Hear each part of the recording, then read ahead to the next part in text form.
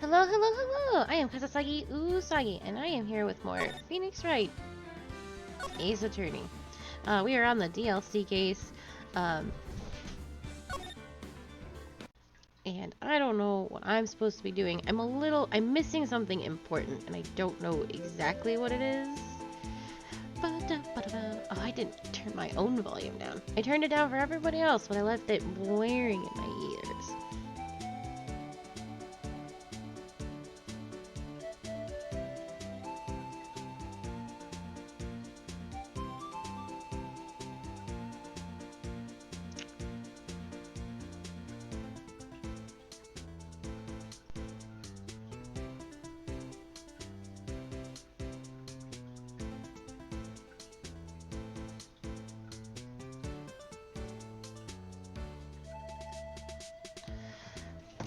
Gosh, I don't know what to do. We are sort of stuck in the same situation.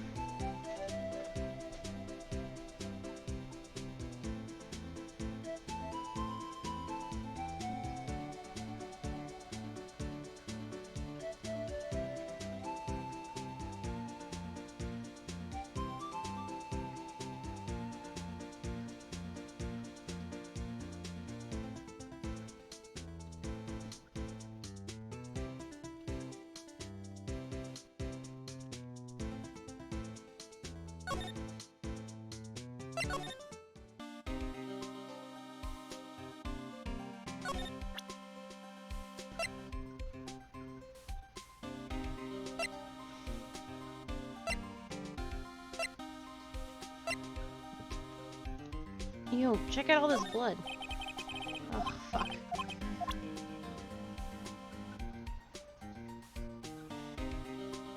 I have no idea what I'm missing. I remember trying to give this man a bunch of shit. He was not interested.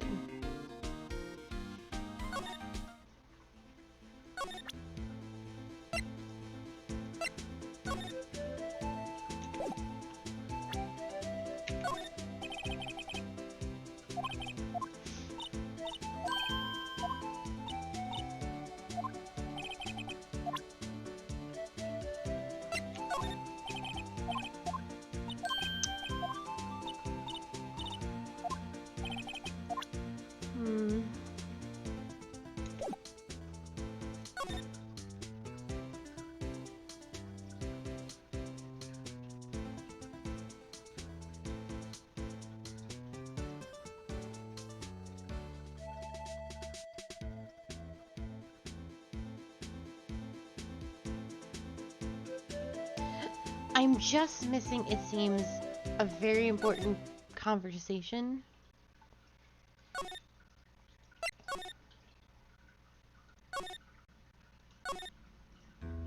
I haven't talked to this clown in a while. I don't think there's anything else for me to give him.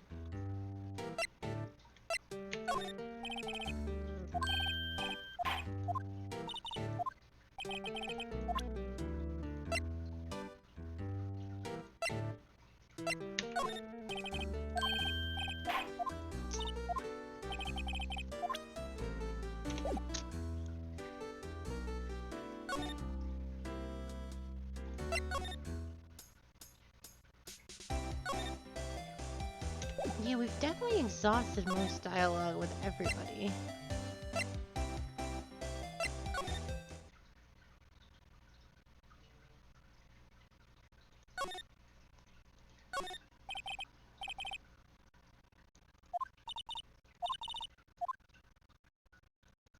This is all gonna be the same.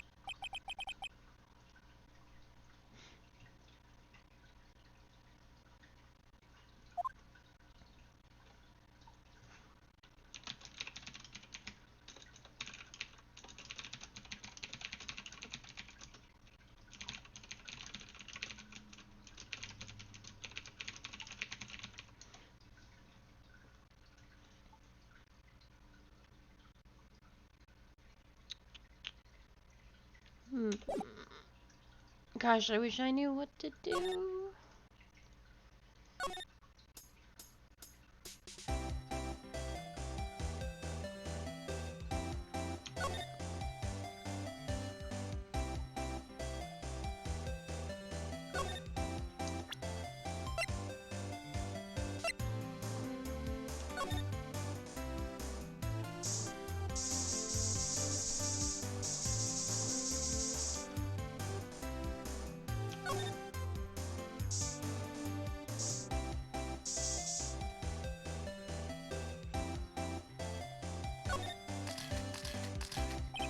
This blood must be from when Lana...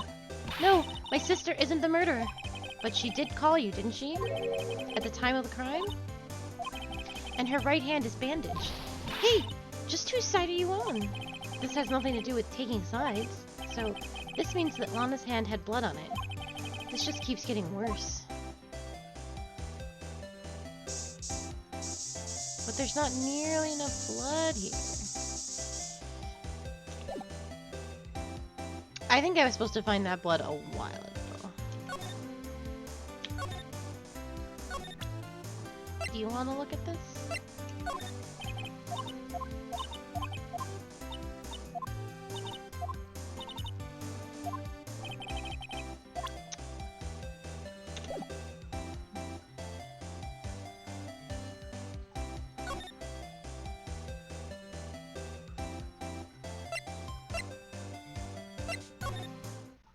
I have no idea.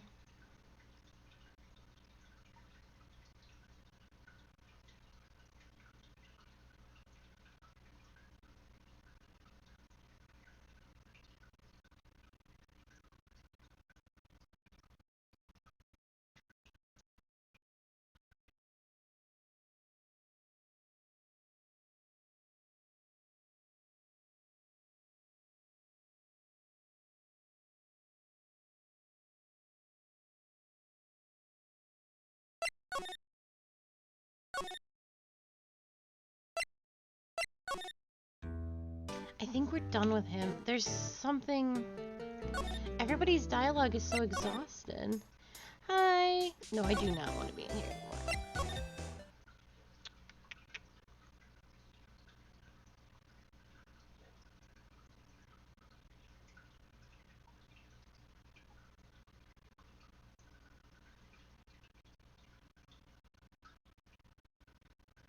I am good. No, I'm not. I am lost, and I don't know what to do.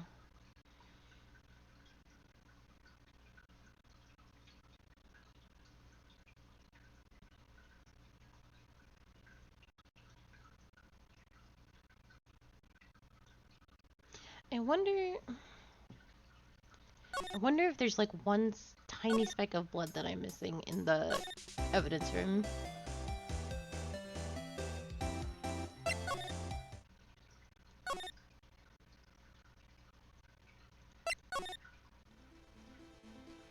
Oh, actually.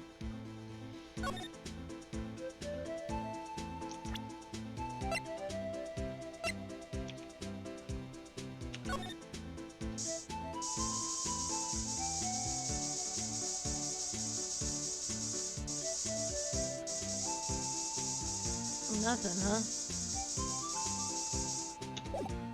Well.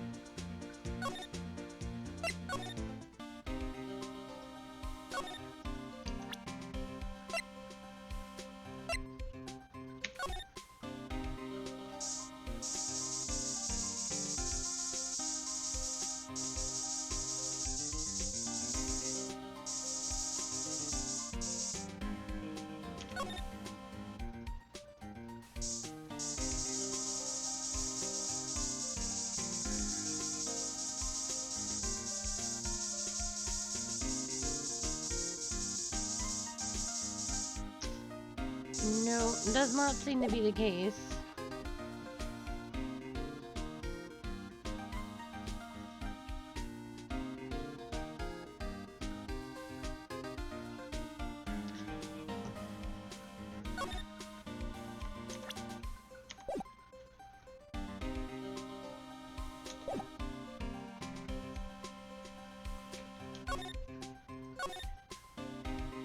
I'm missing one piece of dialogue from this man.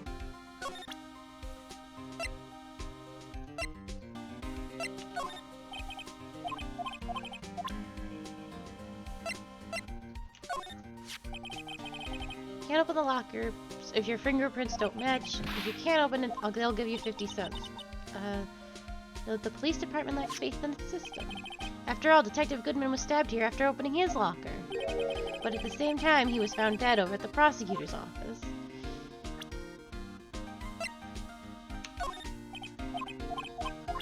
Ugh, gumshoe.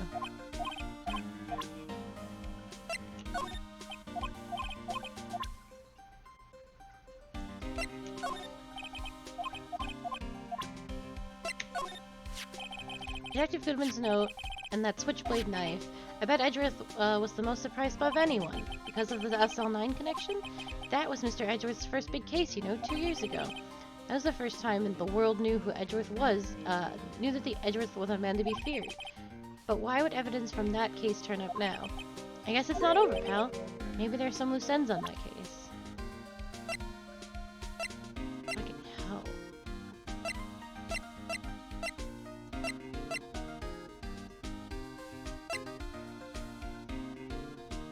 We've had this conversation with him already, but I'm gonna skip through it. Yes, Edgeworth's number is on here.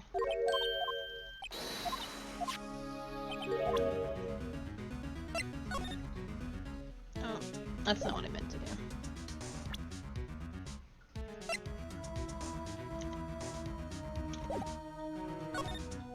Wow, we've had that conversation before, and only now has it unlocked. That's obnoxious. Now that was a bloody violent case. Violent, so it was a murder? A serial killing. A serial killing? Maybe I don't want to get involved in this after all. But the killer made a mistake, and Mr. Edgeworth built his case around that to nab him. And that was 2 years ago? And that put Mr. Edgeworth right in the spotlight, and started the rumor mill. Rumors about forged evidence. It was supposed to be all cleaned up with the transferal the other day. It was the last job he ever did. Detective Goodman, that is. Huh? What do you mean? Detective Goodman was the detective in charge of the SL9 incident, see? So that switchblade knife. The victim took the knife out of the evidence locker himself? Hey pal, look at the time! Was there something you needed to be going to? It's just that Mr. Edgeworth's inquiry committee should be letting out soon. I'm going to give them my report for the day. It might help, you know? Report? Do you mean the note written on the back of that flyer? The one that says nothing but no problems? Hey, it's Mr. Edgeworth we're talking about. I'm sure he can use a report like this. I believe in it. Who needs enemies when you've got friends like Detective Gumshoe? I'm off, pal. Later. I should probably see what Edgeworth has to say, too. Alright. Holy crap.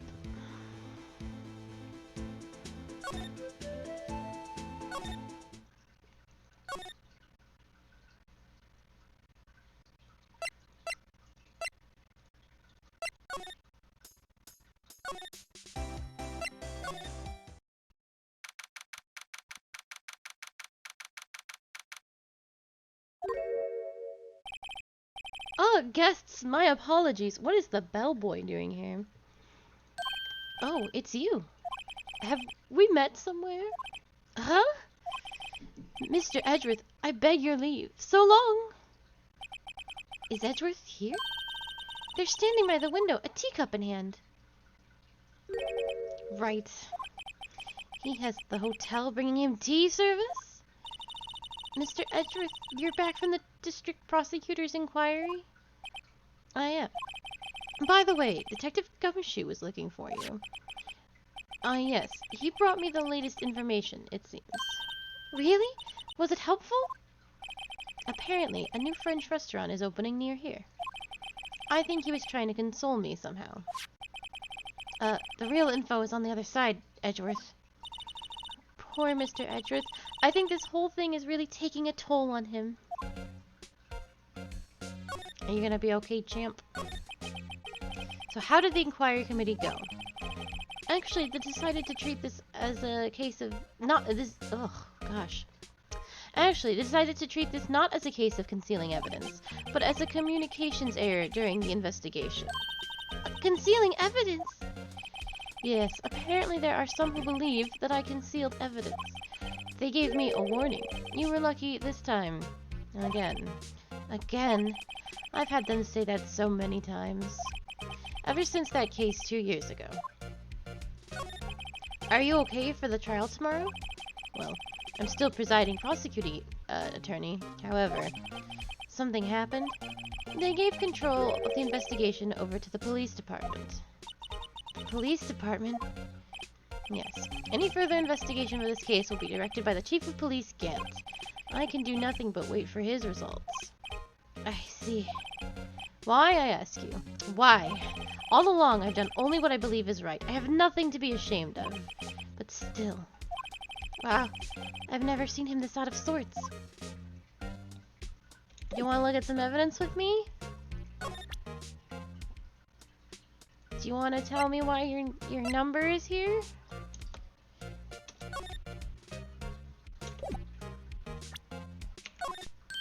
Oh, right. I'd better check this now.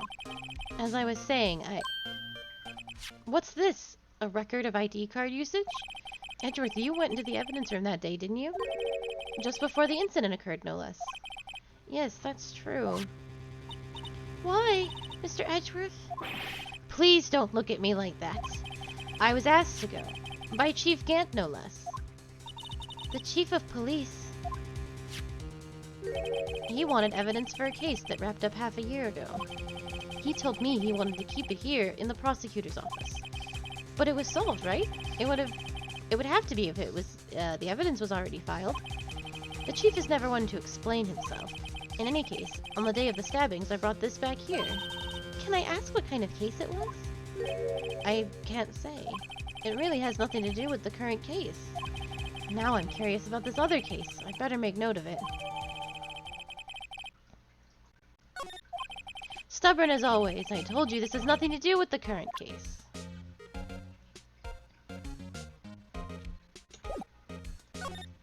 Oh.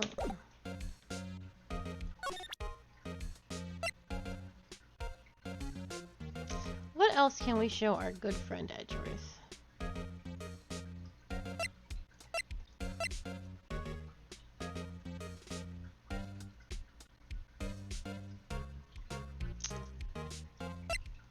He is the prosecutor. You don't want to show him a lot of evidence. Right. Hello, Azab. Hello. Right, please. I'm the prosecutor on this case. You don't expect me to sit here and discuss the case with you over a cup of tea. I'll pass on the tea. Just tell me about the case. Mr. Wright, Mr. Edgeworth told you no in a very polite manner. Whose side are you on anyway? Maybe if I just show him my best evidence, I can get some reaction out of him. My best evidence.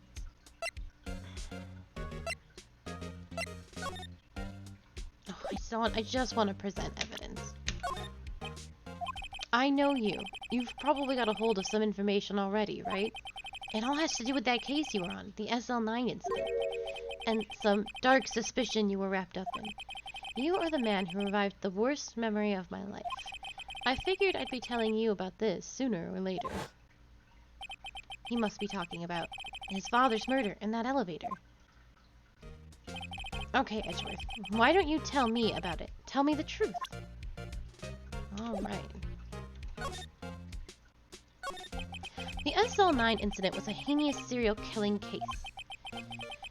The head of the investigation was the Deputy Chief of Police at the time, Damon Gant. That wacky old coot was involved in the case 2 years ago too then. He was a top officer and it was my first time working with him. I was nervous. Wow, you get nervous too, Mr. Edgeworth? What I want to know is why I was a Deputy Chief of Police on the investigation. In truth, I used slightly more extreme methods than normal. We were dealing with a vicious murderer. If I let him go, the blood would be on my hands. We won our guilty verdict and the killer was executed. Wait, you didn't? Of course not. I didn't touch the evidence. Yes, I will do anything in my power to win a trial. However, I do have a code and I follow it faithfully.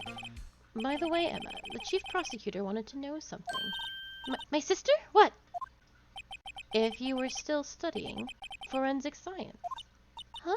Yes, of course. Why, just today Mr. Wright and I were using this. Luminol testing fluid? Well then, you might have use for this. Aluminum powder for taking fingerprints. It's been chemically treated for better adhesion. For me? Are you sure? We are the enemy, you know. I've no say in today's investigation. Do as you will. Edgeworth, I'm really... No need to thank me. Here, take your powder in these fingerprints files for everyone involved. Thanks. How about giving these to Detective Gumshoe as well? Well, let's get going. One last investigation. Right. I do seem to remember seeing a suspicious handprint somewhere. I feel like you might have more to say to me. I don't want to leave without... and get all fucking turned around.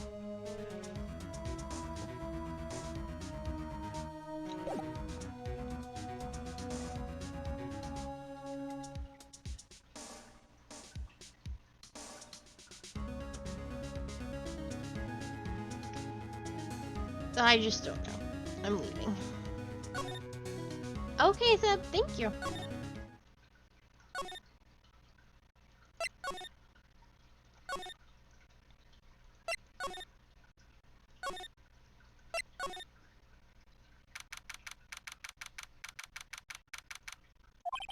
Our investigation turned up a suspicious handprint.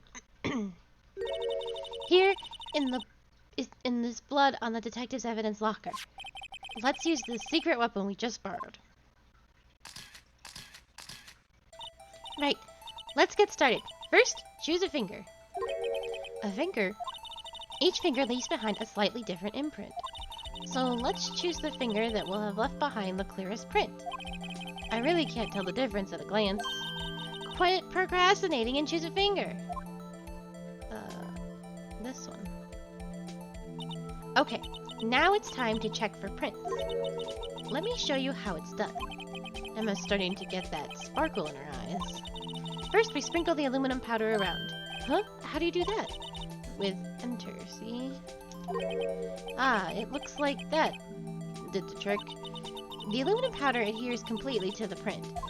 Once the powder is well spread, just blow away the excess. Huh? How do I do that? I was gonna say, look, I don't have that kind of technology. With E! Exciting, I know? Imagine you're blowing out a candle on a birthday cake. See? Wow, that looks like fun. It might take some getting used to, though. It's fine! It won't go up your nose or anything. You just pour the powder on thick and blow away the extra. Those are the basics of fingerprinting, Mr. Wright. I guess I'd better give it a try. I'm pretty sure you don't actually blow it away.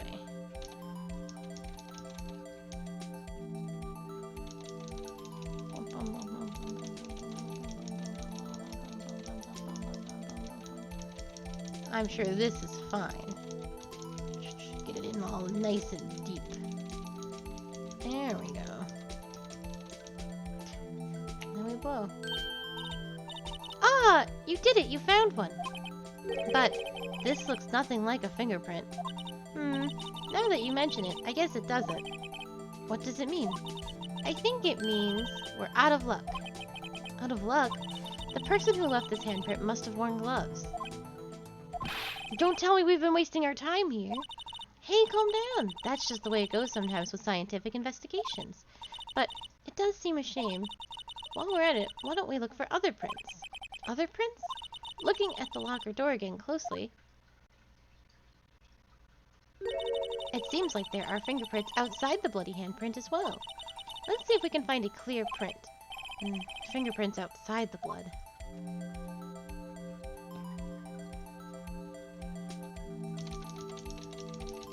I'm just gonna get that in super deep again.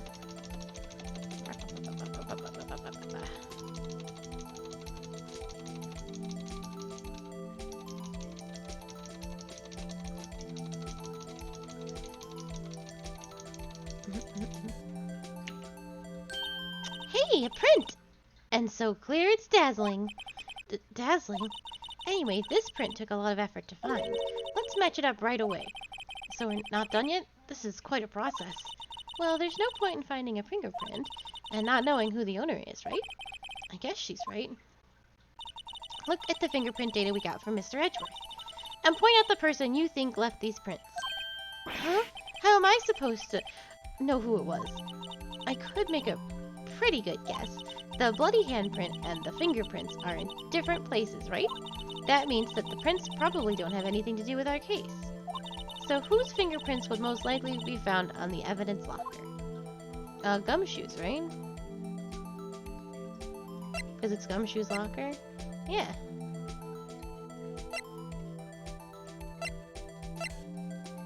I don't know what this thing is, but it's definitely Gumshoe's, so...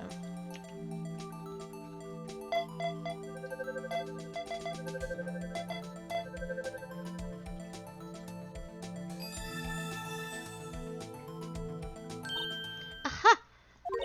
So these prints belong to Detective Gumshoe. Something wrong, Mr. Wright?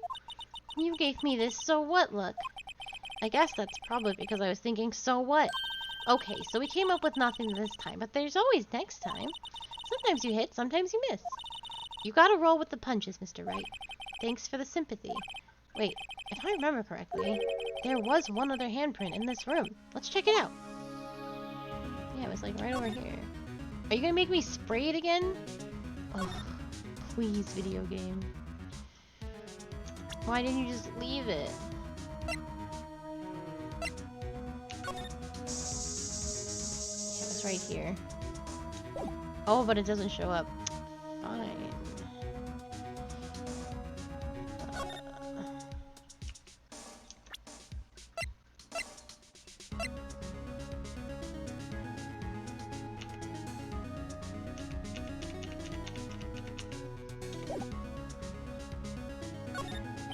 This is where we got the luminal fluid reaction, right? Right! There was a handprint here. Okay, want to try using this? There goes her eye sparkling again. Okay, let's check for prints. That's the spirit. Oh, but I have to warn you about something first. What? The area with blood was wiped away, right?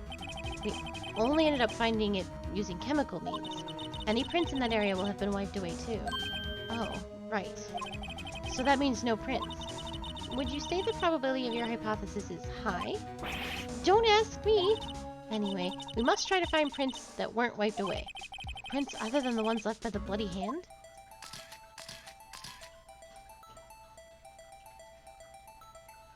So, like, here.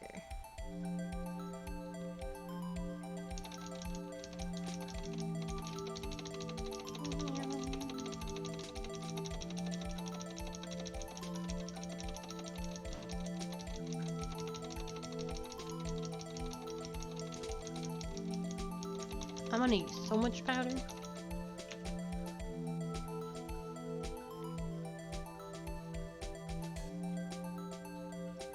Oops.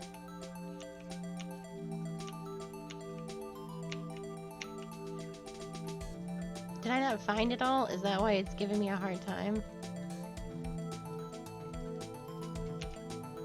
Jesus. Alright.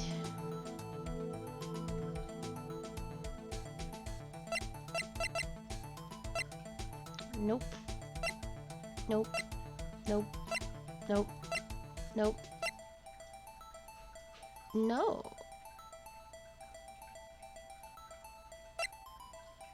No. Oh, Jake Marshall.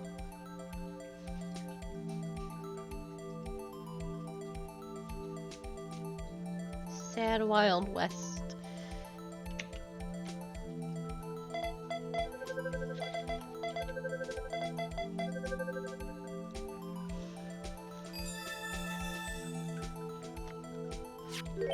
Hey, these fingerprints, Whose are they? Whose? Is it someone I know? It's Officer Marshall. Huh? Officer Jake Marshall? That's gotta be a coincidence. He's not involved in the crime. Emma, this is decidedly different from Detective Gumshoe's prints. The luminol reaction, the blood and the fingerprints are the same. Oh. So we have Jake Marshall's fingerprints on a wiped bloodstain. But why would Officer Marshall? It looks like our investigation is finally turning up some results. I guess this is what you'd call decisive evidence. I don't believe it.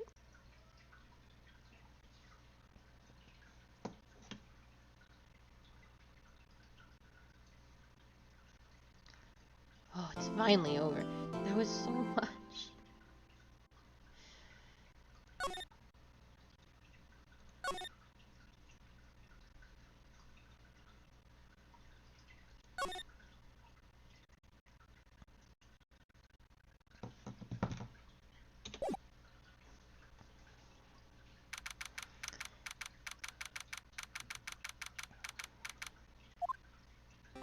So what do you think, Mr. Wright? I think the prosecution is as confused as we are. After all, the victim was murdered in 2 different places at the same time.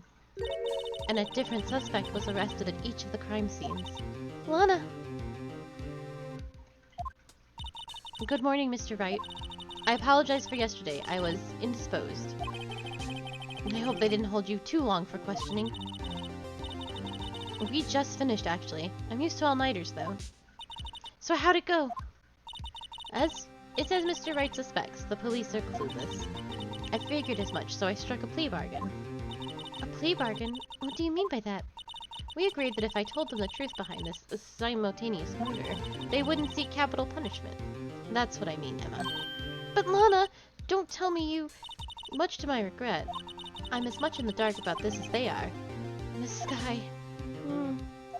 We found trace evidence of a certain person in the police department's evidence room. They belonged to Officer Jake Marshall. What kind of trace evidence? Bloodstained fingerprints, to be exact. That's the trump card I have up my sleeve today. You do understand what this means, don't you? In order to defend my sister, you're going to accuse Mr. Marshall? We have to play the cards we're dealt. Isn't that right, Miss Skye? Do what you have to do, Mr. Wright.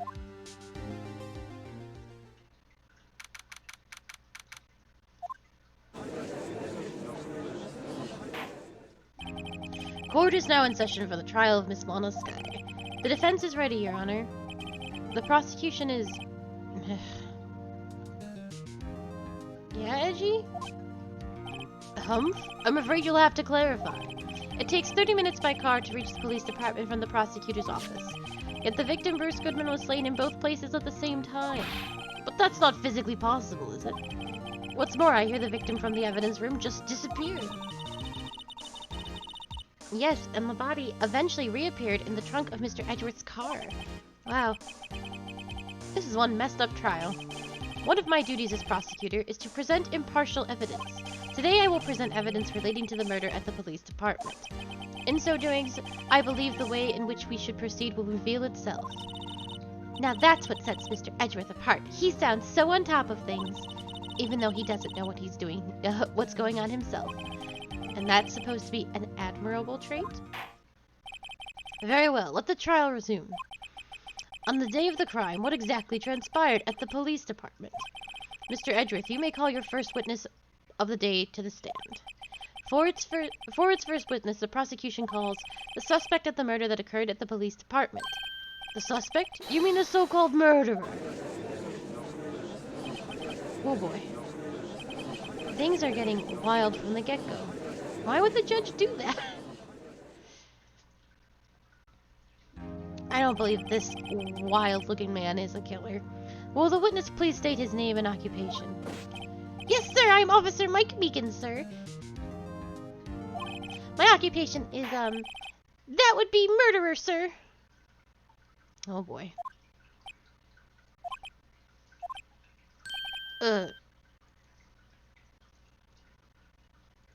So you're telling us you're a professional killer? Sir, it was me, sir. I'm the one who did it. I'll never kill anyone again, sir. You gotta believe me, sir. Actually, what we'd like to hear from you is, sir, I'm what you would call part of the younger generation, sir. A person whose actions adults can't possibly comprehend. Please, Mr. Edgeworth, sir, help me, sir. Officer Meekins. Yes, sir. Give us your report of the crime. Consider that in order. Yes, sir, as you wish. After all, I'm part of the generation that must be told what to do, sir. Good gracious. You can't fault him for a lack of enthusiasm.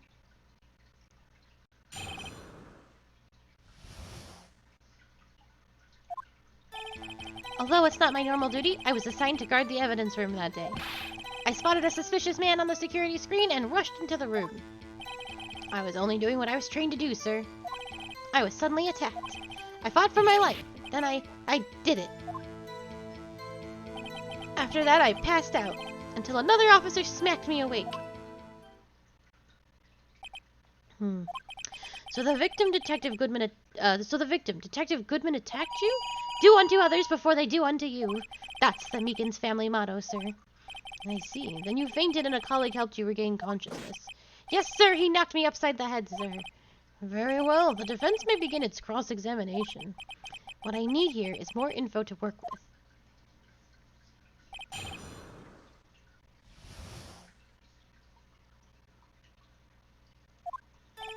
Although it's not my normal duty, I was assigned to guard the evidence room that day.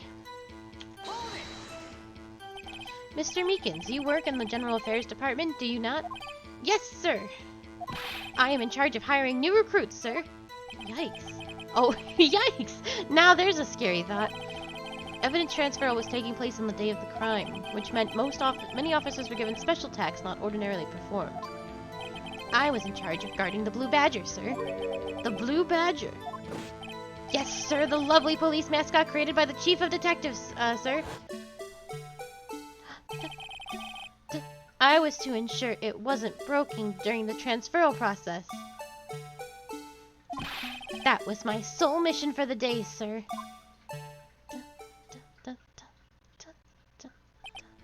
I see. Sounds like a very, important mission. After the awards ceremony finished that day, there were so many people running around. And I relocated the Blue Badger to the evidence room.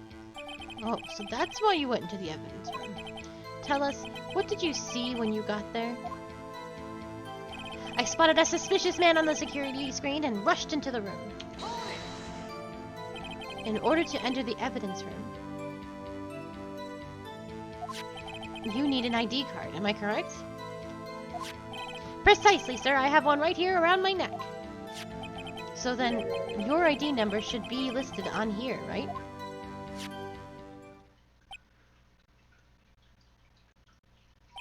There it is! I found it! This one right here. Could you please read us the number? Yes, sir! It's 4989596! That's my number, sir! I see. Huh. But the number 4989596 is shown as being used twice.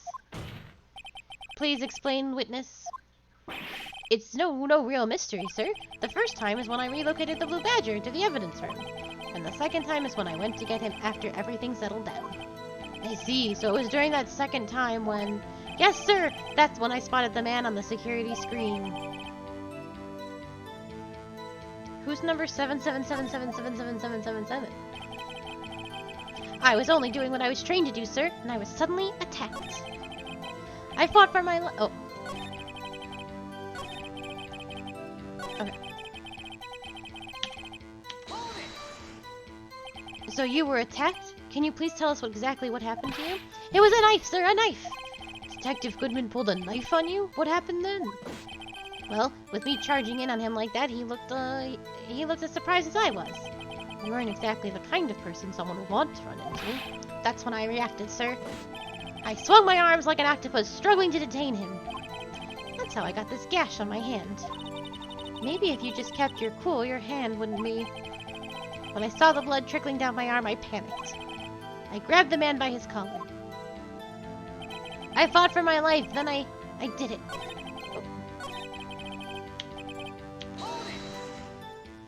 What exactly do you mean when you say did it? I know I don't look the type, but I'm really into kung fu films, sir. That man let his guard down for just an instant. So I snatched the knife from him. You took his knife? I spun him around and performed a disarming maneuver. I made sure to close my eyes like a man. See. He must have been desperate. The next thing I knew, his white coat was drenched in a sea of my blood, and then the next thing I knew... Yes? He punched me right in my face, sir! After that, I passed out until another officer smacked me awake. About what time did you regain consciousness? No offense, sir, but how am I supposed to know that? I was unconscious. Oh, right. According to the report from the officer that woke up the witness, it was about 5:30. He hit me right in the head, too. I woke up crying tears of pain. That's nice. It's nice that you recovered, that is. When I came around, though, I made sure to finish my mission, sir. Your mission? Yes, sir, the Blue Badger, sir. I returned him to the entrance before things got out of hand. Well, we can all rest easy now. I believe we now have a fairly accurate picture of what happened. Yes, Your Honor. Only one thing remains unclear. Was the man this officer murdered really the victim? He's got a point. Yes, Officer Meekins? With regard to that, sir, take a look at this. It was sent to my jail cell. Chief Gant delivered it to me just this morning, sir. The chief delivered it? What is that? A videotape? Yes, sir. That's absolutely right, sir. A videotape, sir. It contains footage from the security camera in the evidence room. What? But I specifically asked if there was such a tape and was told it had been mistakenly erased. That's quite a mistake. I just do what I'm told, sir. It's the only thing I'm really good at. Looks like communication with the police department is as good as ever. Well then, let's have a look. Show us the video of you murdering the victim. Oh, please stop using that word murder, sir. It scares me. A video of a real murder. Just what are we getting ourselves into? I don't know.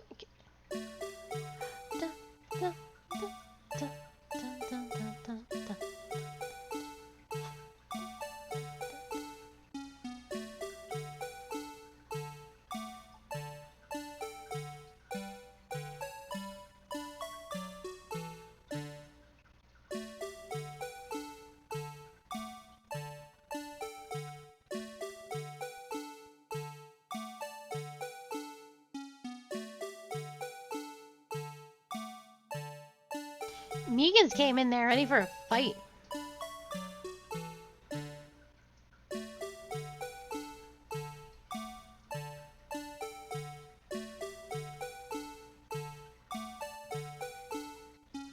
That man's face was hidden the whole fucking time.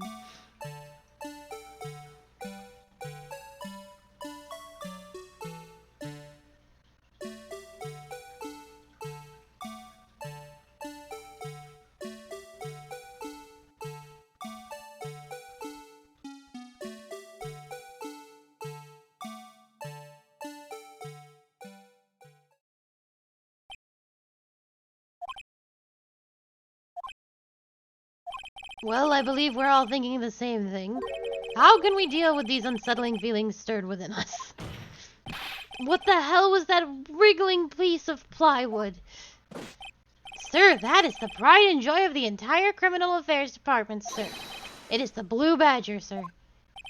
Why am I not surprised this isn't going smoothly? Yes, well, anyway. This tape seems to prove that the witness did indeed encounter someone in the evidence room, and some sort of activity did take place. Your Honor, instead of relying on clearly incomplete footage, the witness's testimony will suffice. Is that all right with you, Officer Meekins? Yes, sir, as you wish, sir.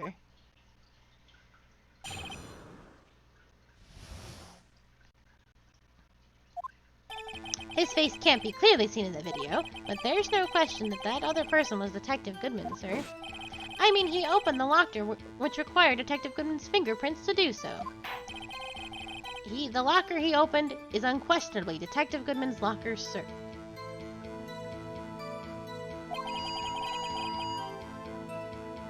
So it must be him. No one else could have unlocked it.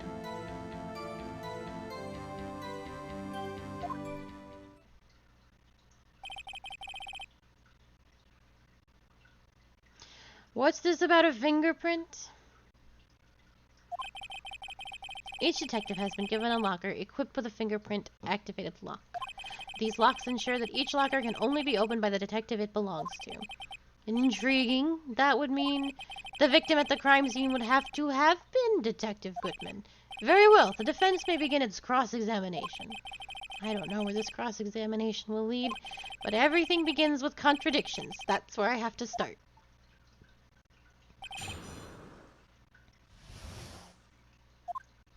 His face can't be clearly seen in the video. Tell me, were you able to get a good look at him? At the face of the man who attacked you with a knife? Sir, if you must label people as having seen or not seen the man's face, I believe I would be classified as the latter. The latter? But you were standing right in front of him, were you not? More to the point, you are the person who fought him, aren't you?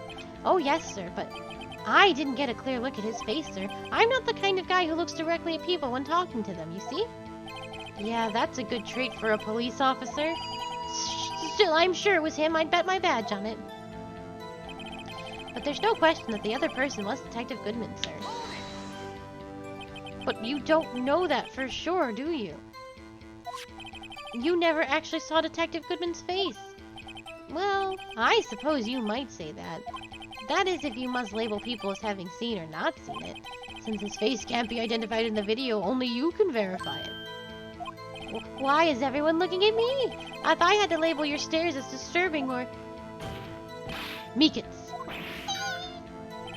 Having been shown a questionable video at best, we are not in the best of moods. Now please be more certain when you testify. Yes, sir. You claim the man who brandished a knife on you was Bruce Goodman. Tell us why you are positive it was him. I mean, he opened the locker, which required Detective Goodman's fingerprint to do. About these lockers, is there no other way to open them? No, sir. I myself tried all kinds of methods in the past. They only respond to registered fingerprints, sir. I wonder what kind of methods he's tried. If the man opened the locker's lock, which only responds to registered fingerprints, then he must be the person the locker was assigned to. Exactly my point, sir, and this too. The locker he opened is unquestionably Detective Goodman's locker, sir. How do you know that information? I've heard rumors, sir, from people in the know, sir. People in the know? The workers in the department cafeteria, sir. They keep me informed. They also listen to my romantic troubles, sir. And for the record, the open locker did indeed belong to Detective Goodman. I verified this information through a more reliable source. So the victim opened the locker with his own fingerprint. So it must be him. No one else could have unlocked it. However, the most important detail is not shown in this video. The man's face. Sir, if I may say something, sir. Please do. After all, you are the one being examined. I don't understand why the man's face is so important in this case, sir. I mean, it was his hand that opened the fingerprint lock. And it was his hand that tried to thrust his knife into my body, sir. My unsettled state can testify enough to this in that video. Yes, you have a point. The footage doesn't lie. That is, unless the defense can find a problem with it. Mr. Wright, let's check the court record again. Is there a problem with this security video? I imagine there is. Regarding the video contained on this tape, there is one thing in particular that seems rather strange. Strange? This contradiction leads to the possibility that the man may not have been Detective Goodman. What? This video, what this video contains such a contradiction? Interesting. Your Honor, I have a proposal. Yes, Mr. Edgeworth. I propose we have the defense point out to us this alleged contradiction in the video. He would want me to point it out. Very well, proposal accepted. Let us further inspect this piece of evidence. Oh, I will not play the security tape. Mr. Wright, please show us the contradiction you speak of. I have to point out a problem in this video. This is the first time I've ever had to do that. You can do it, Mr. Wright. It's set up so you can fast forward, rewind, or pause the video. Just take a good look and be sure to point out the right thing. Please don't play it too many times. I can't stand watching this video. Oh my god. How did this guy ever become a police officer? Now then, Mr. Wright, please enlighten us. Where is the contradiction that indicates this man may not be Detective Goodman?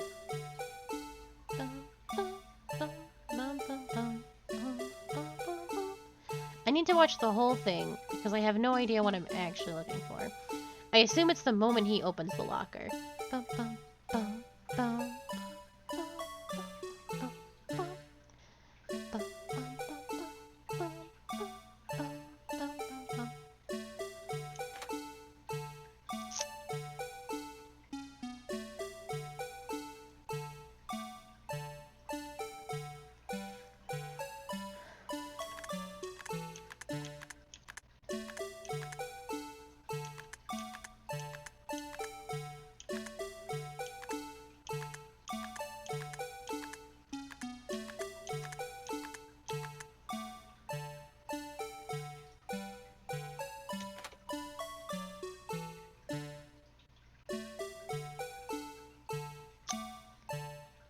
I don't know.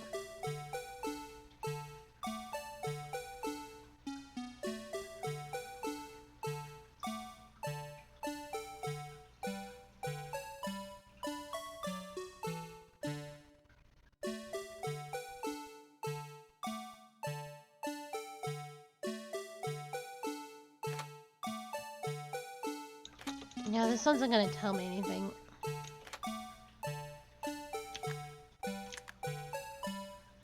It's gotta be the moment of the...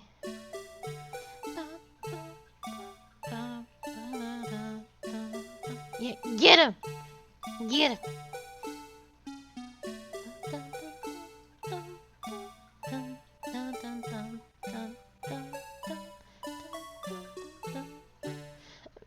Officer Meekins with his baton out, ready to slap.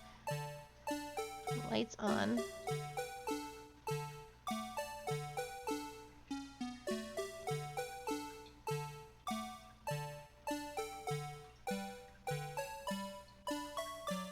Oh, I think I've gone too far. Oh. Oh. Oh, it's still on. It was open. The glove really did, yeah, it was open. The glove really was keeping it open. The thing that's strange about this video has got to be this. Officer Meekins. Sir, do you mean me, sir? As I understand it, the locker apparatuses work like this. When you grab a handle, a sensor reads your fingerprint. If it's a match, the light turns on and the lock is released. He's got a picture of a little waifu in there. Look how neat and tidy his locker is. According to my very limited experience, that's the way I understand it, sir. If so, then something is seriously wrong with this picture.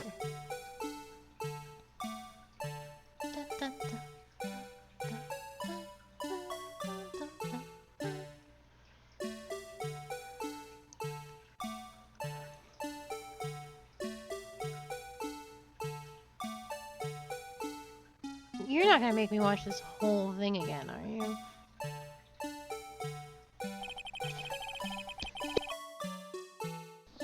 When the victim reaches for the handle to open the locker, let's rewind a little earlier. Oh, God.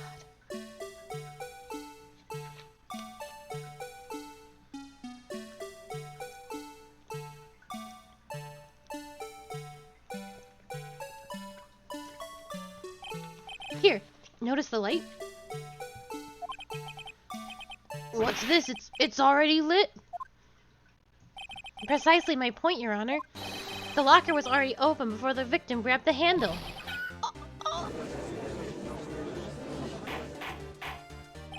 Order, order. What's the meaning of this?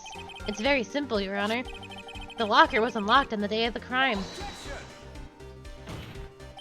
But the locks are controlled by an electronic system. When a door is shut, a sensor is triggered, and the locker is automatically locked. Oh, I know, it must have broken down. Of course, I'm not an expert in this. That's not likely, Your Honor. The sensor would detect and report any malfunction. Oh, well, it just goes to show novices should keep their mouths shut. So then, Mr. Wright, do you have an explanation? Me, Your Honor? Yes, why wasn't the locker locked? Me, Your Honor? Yes, well, you see, this isn't exactly my field. What do you think, Miss Scientific Investigator? Huh? Oh, maybe something like jam the system sensor. Something jammed the sensor? Say, there's something else that seems out of place in this video. Yeah, I thought so too. There's got to be another clue somewhere in this footage. Very well, let's inspect the video once more. The locker wasn't locked. Mr. Wright, please point out the cause for this. Dun, dun, dun, dun, dun, dun, dun, dun.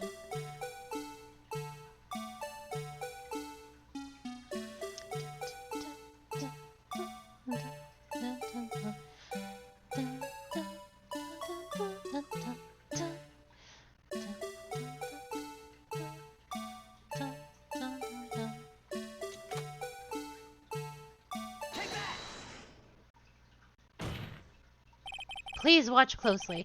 This is the continuation of the part I showed you earlier.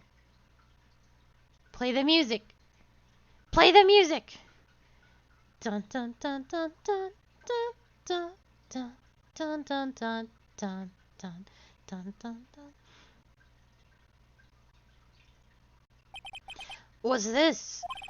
Something white fell out of the locker. But sir, it's been my experience that things fall out of doors, out when doors are opened. I often fall out and roll a great distance when I open my car door, sir. We can't be sure. That item was completely inside the locker to begin with. What do you mean? The sensor triggers the lock when the door is shut. What if something was inserted, say, between the sensor and the door? Inserted.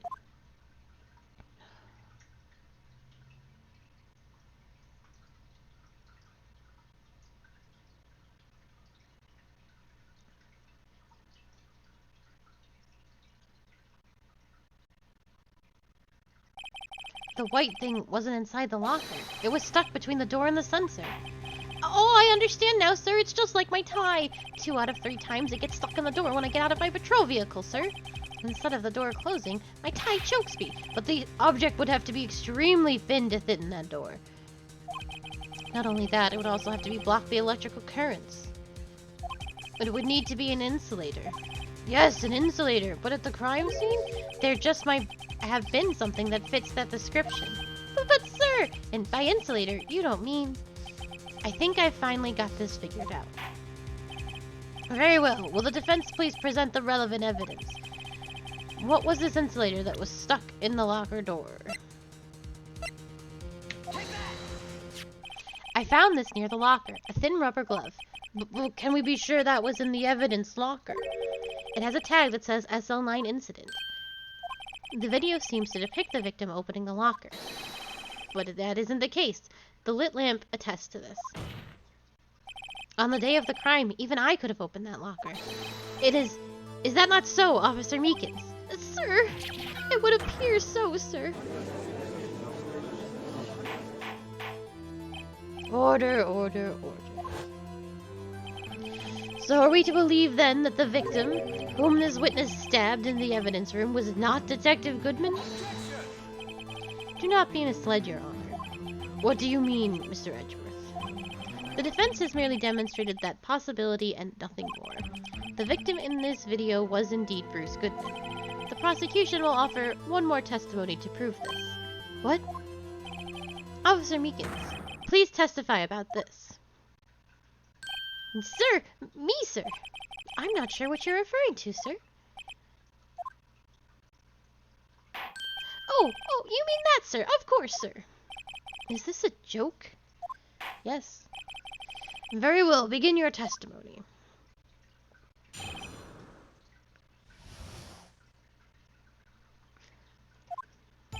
There's one other thing that proves this man was Detective Goodman's search. To enter the evidence room, one must use their ID card. When an ID card is used, there's a record of it. At the time of the crime, the detective had used his card. An ID card record, I see. I have the ID card record right here, Your Honor.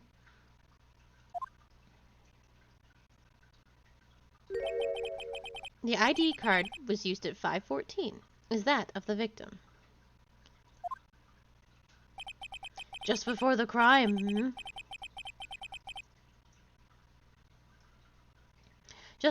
yes, without a doubt, this is the victim's ID. However, one thing does strike me as unusual. Several hundred cases should have been due for transferal. Why are there so few people using this room? This particular evidence room was used only for storing certain special cases. Special cases? Extremely violent cases involving police staff. Just hearing that makes my hair stand on end. Me too, although it doesn't make much of a difference. There were only a few cases up for transferal there, and most were cleared up by noon. Right, I see. Now let us move on to the cross-examination.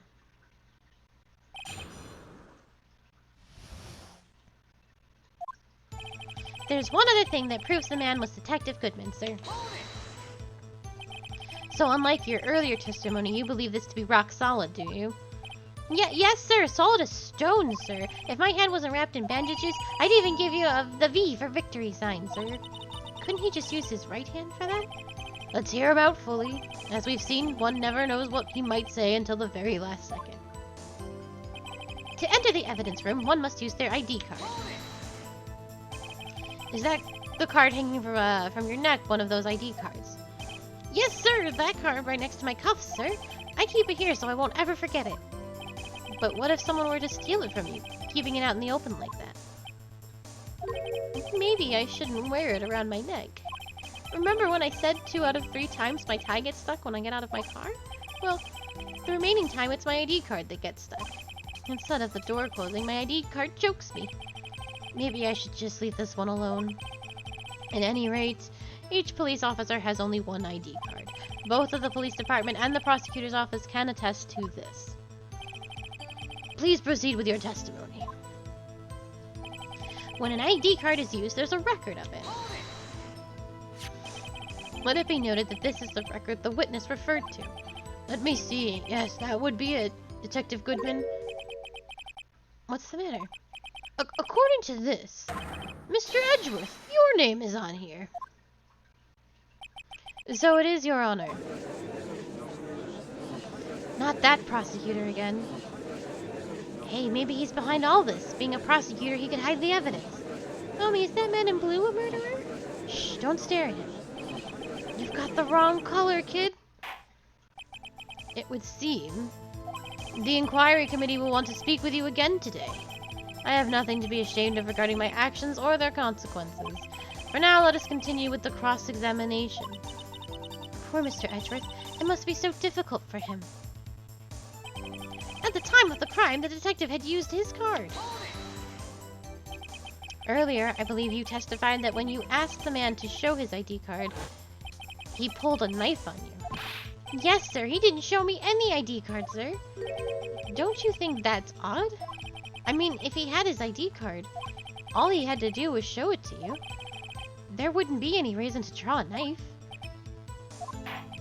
Maybe he just panicked. Everything stems from the contradictions. Let's point them out. Mr. Wright, what do you think? I'm confused. What? The problem with this ID card testimony is far too obvious. It's not like Edgeworth to miss something like this. You're thinking too hard about it. Come on, let's show them what we've got.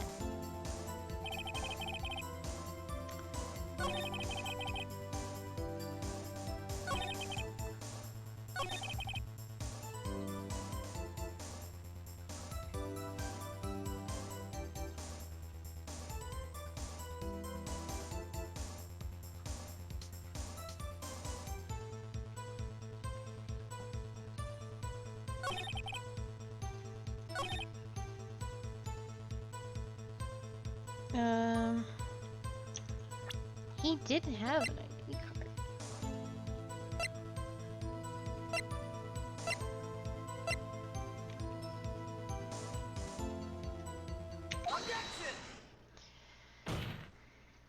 Wait one moment, Officer Meekins. I'm not good at waiting, sir. I have the victim's ID card right here. I found it at the crime scene. That makes sense. When I say crime scene, I'm not referring to the evidence room at the police department. I mean the other crime scene. The underground parking lot at the prosecutor's office. Your Honor, I have one more piece of evidence to present. It's a very important clue regarding the victim's ID card. A lost item report. It's only half completed. But it shows that Detective Goodman had lost something on the day of the crime. Something important enough to fill out this report. Let me guess. You believe this something to be his ID card, right? I can't say for sure, but there is a high probability. On the day of the crime, Detective Goodman was not carrying his card. Order, order. So, now, what does this all mean?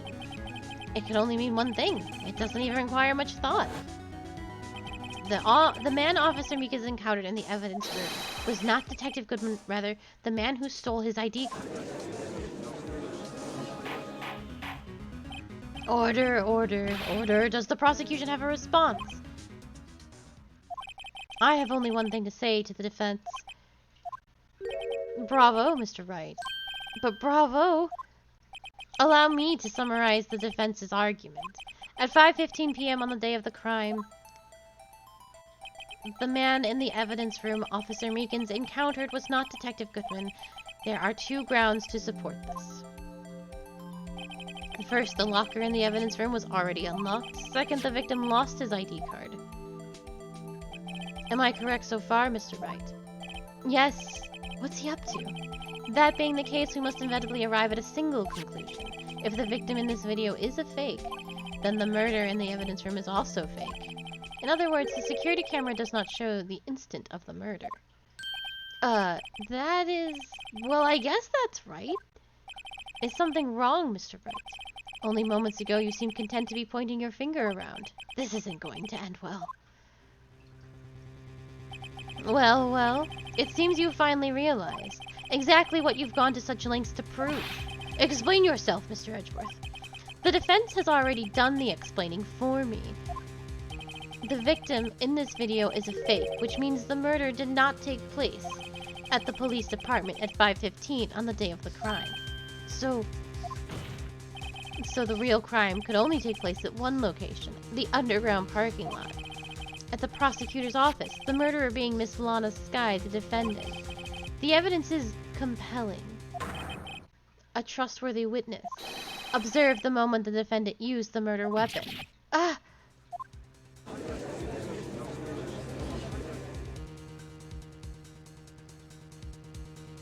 I knew that testimony was way too shabby. It was all a trap, from the beginning. The activity in the evidence room still leaves many questions unanswered. Who exactly was the victim Officer Meekins encountered, and where did this person disappear to? However, this trial's purpose is to examine only the murder of Detective Goodman. Just so, Your Honor. Mr. Wright, you have to do something or else Lana... What do I do? How am I supposed to get myself out of this mess? Well, we have to object. One moment, Your Honor. What now, Mr. Wright? Don't tell me you're objecting to what you've just proven. Of course not. But I almost walked into the prosecution's trap. What are you talking about? The cross-examination has proven one thing and one thing only. The security video did not show an actual murder.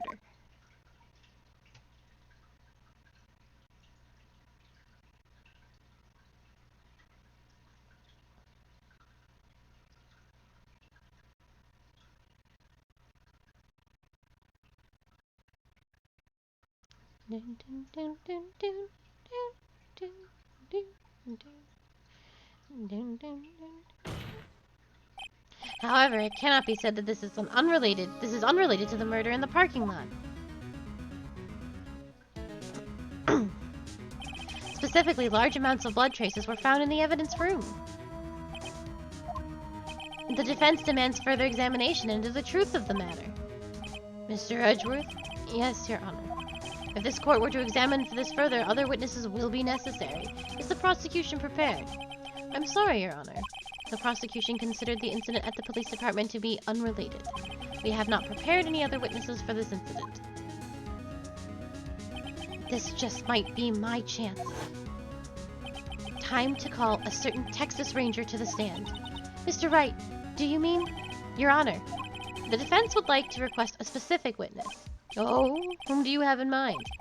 Someone we have reason to believe knows the truth. The truth behind the activities that took place in the evidence room. The prosecution requests to hear this person's name before deciding whether or not to comply. Very well then, Mr. Wright. This person whom you would have testify. What is his or her name?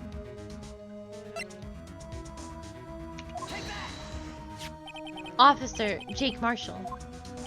Why him? I can't let Edgeworth know everything just yet. He's in charge of the evidence room. I feel we should hear what he has to say. The prosecution agrees to the defense's request. Since he was responsible for guarding the room, we should hear his testimony. Fortunately, he works at the police department. We shouldn't need longer than 20 minutes to prepare. Very well. The court will take a 30-minute recess while the witness is subpoenaed. Will the prosecution please prepare the witness during this time? We will, Your Honor. Court is now in recess.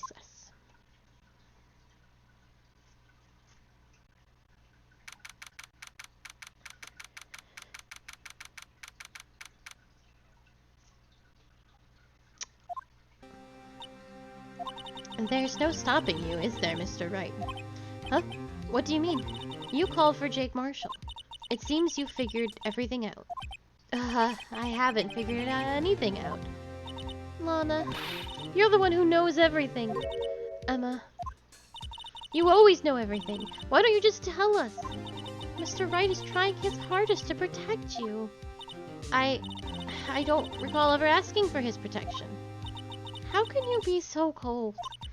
Don't you trust us? Don't you trust me? Hope I'm not interrupting anything, pals. Guess I am. I'll come back later. Wait, Detective Gumshoe, what is it? You got a lot of nerve, pal, making a detective run around while on duty. And to top it off, you call me here. I've seen happier people at funerals. Sorry, Detective. You better be, pal. Hey! I didn't see you there, Chief Prosecutor Sky. That's okay. So, have you brought what I asked? Oh. You mean this, right? My apologies, Detective. Due to my present circumstances, I was forced to use Mr. Wright's name when making my request. My name? Never in a million years would I have thought it was you who asked me. Could I bother you to bring me the SL9 incident files? I'll need them by noon. Talk about crazy. The SL9 incident? But Lana, that's... I thought Mr. Wright might need them, so I had them brought here. Here, you might do well to read them. I can't believe you, the chief prosecutor, were a witness in that case. Miss Sky was a witness?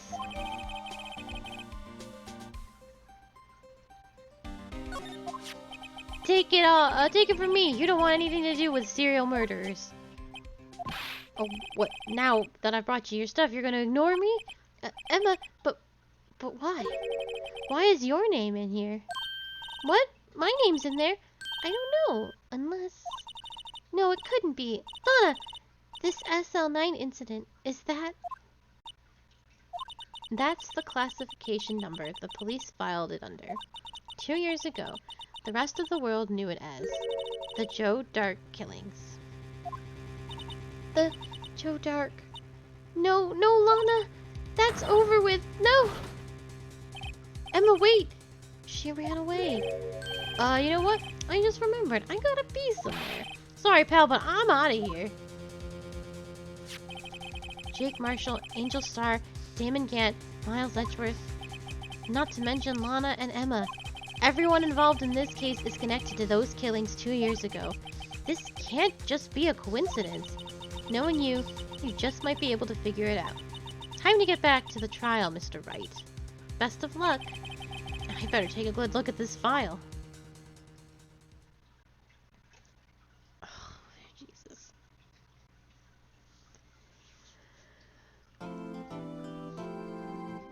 do want to save my progress. Thank you, video game.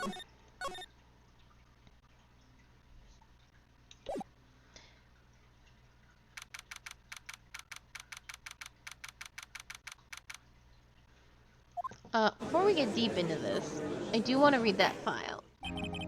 The court will now reconvene for the trial of Miss Lana Skye. Emma didn't come back. Allow me to call the next witness to the stand. The officer in charge of guarding the evidence room on the day of the crime. Oh, please play his music. Witness, please state your name and occupation. Me, partner? Oh, I'm just a man, same as you, wandering the trails of civilization. Occasionally helping the elderly cross intersections when needed. Yes, we get it. Oh, I know, you're a patrolman. As for my name, if you listen hard enough, you can hear it howling, the howling wind calling it out. To be exact, it's Jake Marshall, Your Honor. Howling wind? I've never heard Edgeworth described that way before. Now, Mr. Marshall, let me ask you something. You were in charge of guarding the evidence room on the day of the crime? On the day the crime took place. Is this correct? According to the papers, partner. What do you mean? A desperado's soul is as boundless as the desert sands. No paper can sum it up. Maybe it's best we get on with this quickly. Please share with us your testimony of the day of the crime. In plain old English.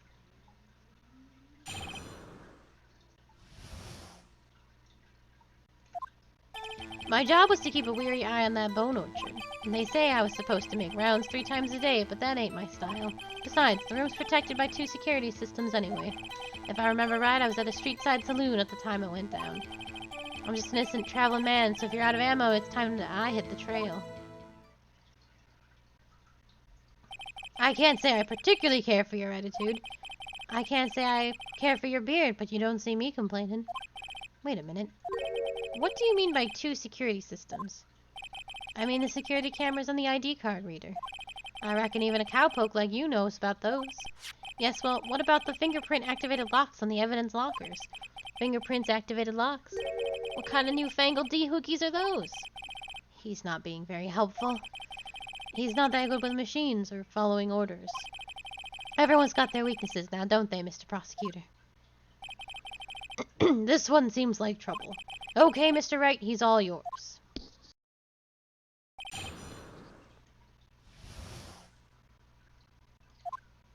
My job... Okay, before we do that, I don't want to present. I just want to look at this new stuff I got.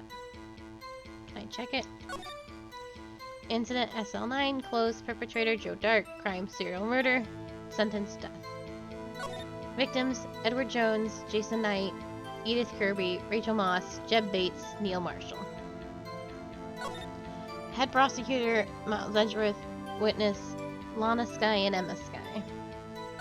Investigation Task Force, Executive Investigator Stephen Gant, Lana Skye. Head investigator Bruce Goodman, investigators Jake Marshall, Angel Star. Oh, so there's nothing actually in here, it's just all the names. Okay. Well, I just wanted to look at that before it became a problem. My job was to keep a weary eye on that bone orchard.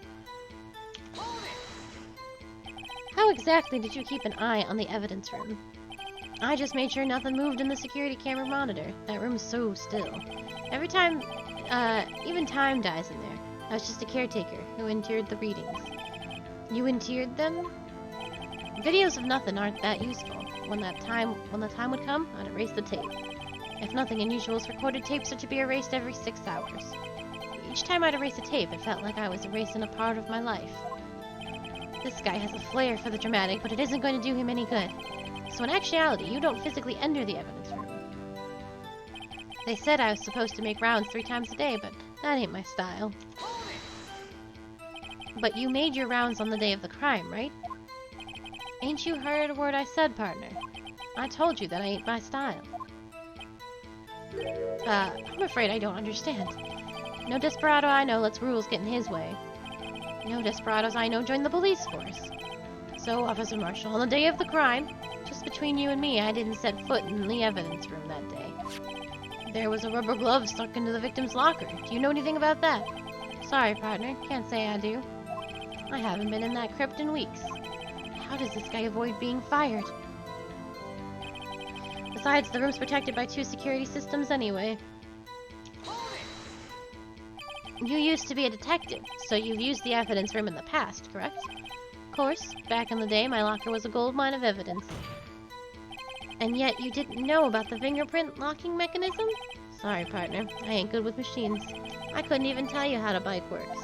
That's quite incredible. The sensors on the locker's handle cannot be seen. It's well known that some detectives are unaware of their presence. Now that he mentions it, Detective Gumshoe said something like that too. In any rate, it doesn't seem that this is relevant to the crime. Can you tell us what you were doing when the crime took place? If I remember right, I was at a street-side saloon at the time it all went down. What were you doing in a place like that? I was eating spaghetti. Not even Angel's steak lunches can beat that parlor's Bangole Sepe pasta. Do you mean to tell us you abandoned your police duties to eat some noodles? Not all desperados eat tacos, partner. That's not what I meant. I hope this has at least taught you a lesson. That's strange. This is usually where Edgeworth says, "Did you not want a raise this year?" I'm just an innocent traveling man, so if you're out of ammo, it's time I hit the trail. Out of ammo, Officer Marshall. That's right, partner. Or as you'd call it, evidence. If you plan to pin me to this crime, then you'd better draw. Otherwise, you're just wasting my time. My steel horse is waiting to carry me back west into the sunset. One thing seems clear. Despite being responsible for guarding the evidence room, the witness doesn't appear to have seen anything. Texans don't take orders from anyone. Apparently superiors don't. Okay, I have a trump card up my sleeve, so I best keep my cool. Before I use it, though, I'd better up the ante.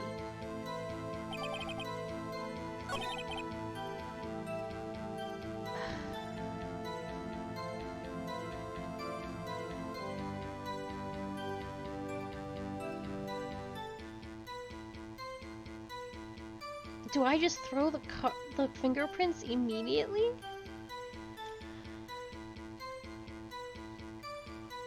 I guess so.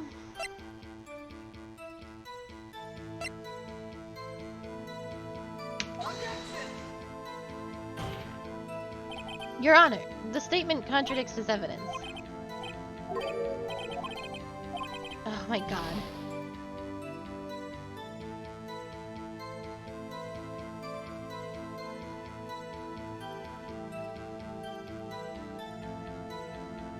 Maybe it's just not the right spot. It's supposed to make my rounds terrific information. Besides, there's two skills. I remember right. Okay, I bet it's here then.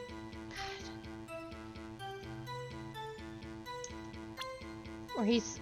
That all was very specifically. Yep.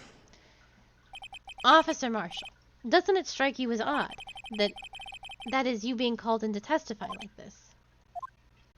After all, you weren't in the security room at the time of the crime. And yet you dragged me down here. Explain yourself, partner. It's quite simple. You left a very large trail behind at the scene. Or to be exact, a handprint. Huh, listen real good, partner. Like I said, I'm the caretaker of that crypt. I pay my respects, that is, make my rounds once a month. It's only natural my fingerprints would be in there. I only wish it were, officer. But you see, your fingerprints were covered in blood.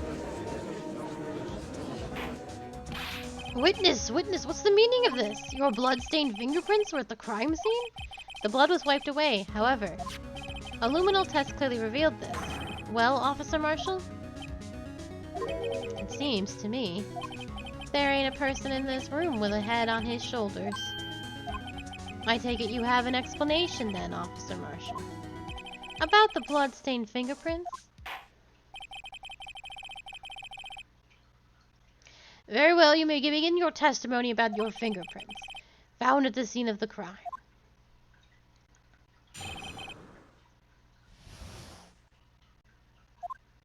Like I said, it's only natural for my fingerprints to be in that evidence room. One of them just happened to be at the same place as the bloodstained handprint. The murderer touched the locker where my fingerprints were by chance. The bloodstain and the fingerprints are completely unrelated. Or didn't you know the murderer was wearing gloves? See? I had nothing to do with it. The witness' explanation appears valid, although there's room for doubt. Life wouldn't be fun without any doubt, partner. The defense may now cross-examine the witness. This guy's hiding something, I can feel it. And now's my chance to prove it.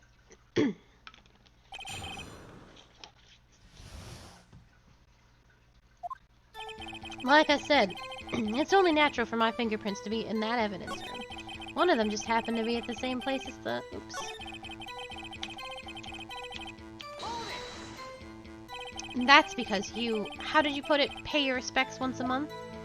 Yeah, that's right. That and one more thing. That locker happens to be mine. What? What do you mean? I mean what I said. That's the locker I used when I was a detective. The locker I still use. All that's in there now, though, is a heap of broken dreams. I see. It'd be strange if my prints weren't all over that locker. Apparently his fingerprint data was never removed from that locker's programming. He must have been using the fingerprint locker all this time without even knowing it.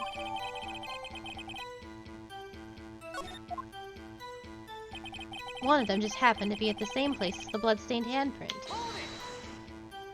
So then, what about the bloody handprint? It wasn't mine. It's no mystery. Please explain. My locker is covered with my fingerprints. It just so happened. The murderer touched the locker where my fingerprint was by chance. The chances of that happening are 1,000,000 to 1. On the contrary, one could argue just the opposite. The chances of that not happening are 1,000,000 to 1. You got one thing straight, partner. You ain't gonna get no reward from me with a mere fingerprint. You wanna know why? The bloodstain and the fingerprint are completely unrelated. Unrelated? They're as different as night and day. Kinda like cereal and cereal. One's got to do with breakfast, while the other's type's a murderer. He's right. Although seemingly alike, they're totally different. I don't see what homonyms have to do with this. Or didn't you know? The murderer was wearing gloves. How do you know that? I may be a loner, but I still do my job. I keep up with the reports. There was a bloodstain at the scene, though to be left by the murderer. That's right. It was found on Detective Gumshoe's locker. However, no fingerprints were detected on that handprint. Oh yeah, I think we tried that too. So that would mean the murderer wearing gloves happened to place their hand on top of Officer Marshall's fingerprint? That's the only logical conclusion. Are you starting to get the picture, partner? The picture? The seal of blood in the desert. It's just food for the buzzards. There's only one reality, and that's this. The security tape. So long as my trial isn't in there, you can't say otherwise. This isn't getting us anywhere, Mr. Wright. Please consider carefully where you're going with this cross-examination. Yes, Your Honor. Now then, continue your testimony, Officer Marshall.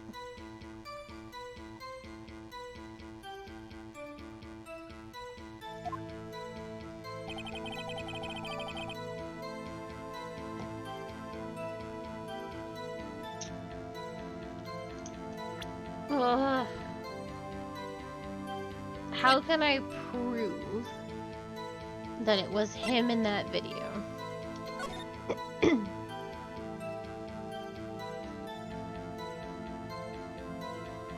Oh, we should play the music. Dun, dun, dun, dun, dun.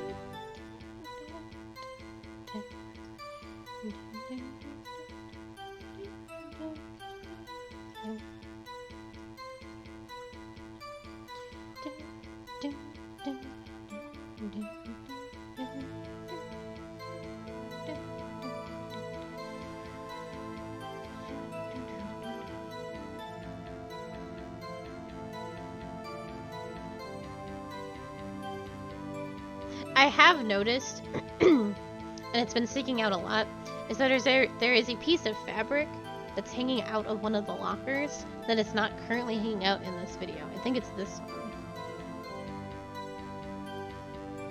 Which I think is Jake Marshall's locker.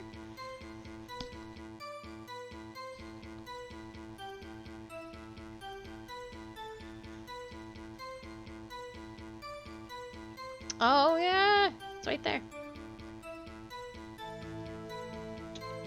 Yeah, they keep showing like the flat view, and I keep seeing it.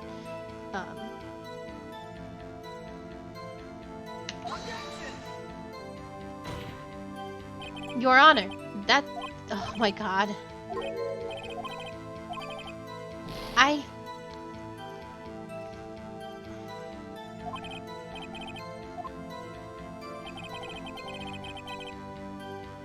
This is super frustrating. I do not like this case very much.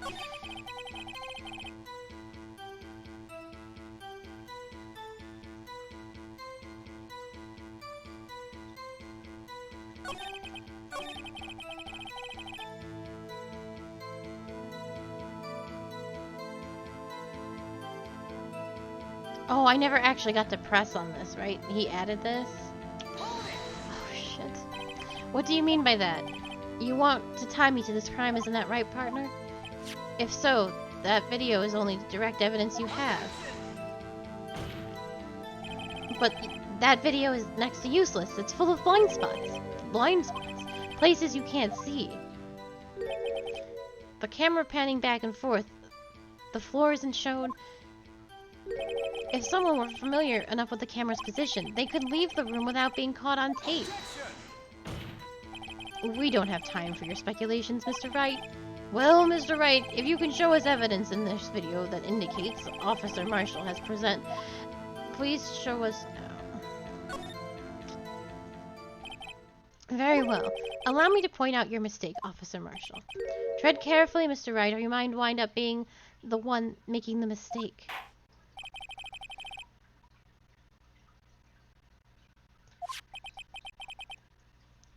Ugh.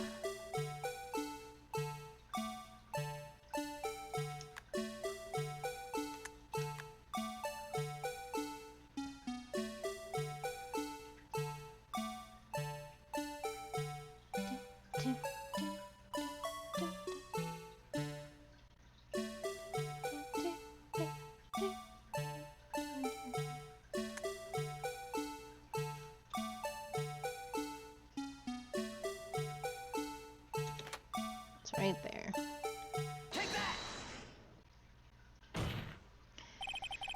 Bringing our attention back to the security camera is a mistake I'm afraid you'll soon not forget, Officer Marshall. The days are short in Texas, and so are our tempers. Could you sum up what you have to say in 8 words or less? Very well. You can clearly be seen in this video. Exactly 8 words. Not bad, partner. The key lies in a certain locker shown in the video.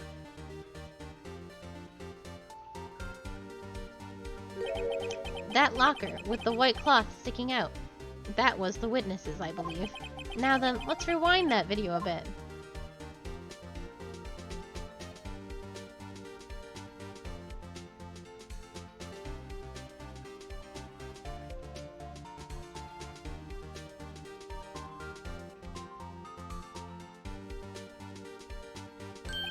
Oh, the white cloth, it's gone. What's the meaning of this, Officer Marshall? When the crime took place, the white cloth wasn't there. Then it suddenly appeared. There's only one explanation. Officer Marshall, you were in the evidence room at the time of the crime. What's more, you opened your locker when the camera was turned away. Order, order. It would seem that's the... Hold your horses. Sorry, partner, but you got the wrong man. So what if my locker was open? That doesn't mean I'm the one who opened it. The murderer needed to hide something, so he opened a locker and stuck it in. And it's not my fault he happened to choose mine. Why is everyone staring at me like I'm a wanted man? This guy isn't just playing dumb. He really doesn't know. I hate to rain on your parade, But you're the only person who can open that particular locker. Oh yeah? I call your bluff. You say I opened that locker? Now prove it. Is this man serious?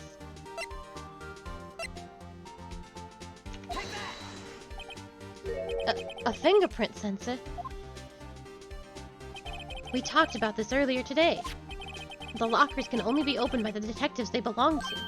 What kind of crazy talk is this? Well, Detective Gumshoe did mention something about this. In any case, the locks aren't that obvious. There are even some people in the force that don't know about the fingerprint locks. So, Sheriff, what do you have to say in 8 words or less?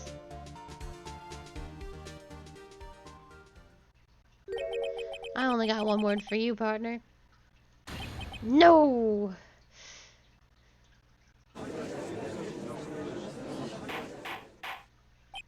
Order, order, order. Witness, explain yourself.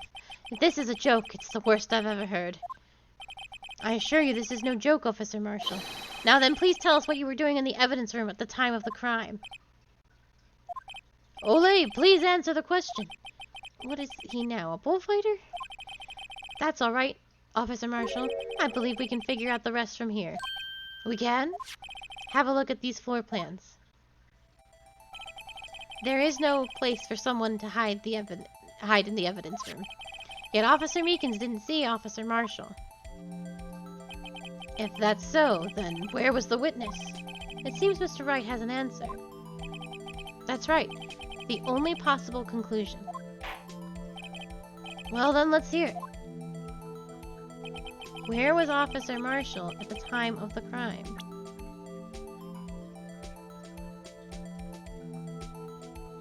Yeah?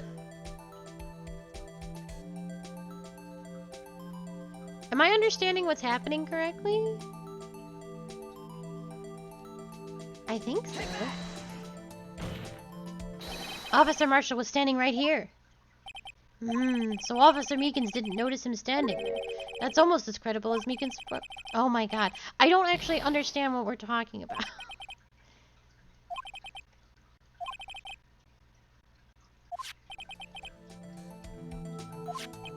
I thought he was pretending to be... Oh, I'm sorry. I got mixed.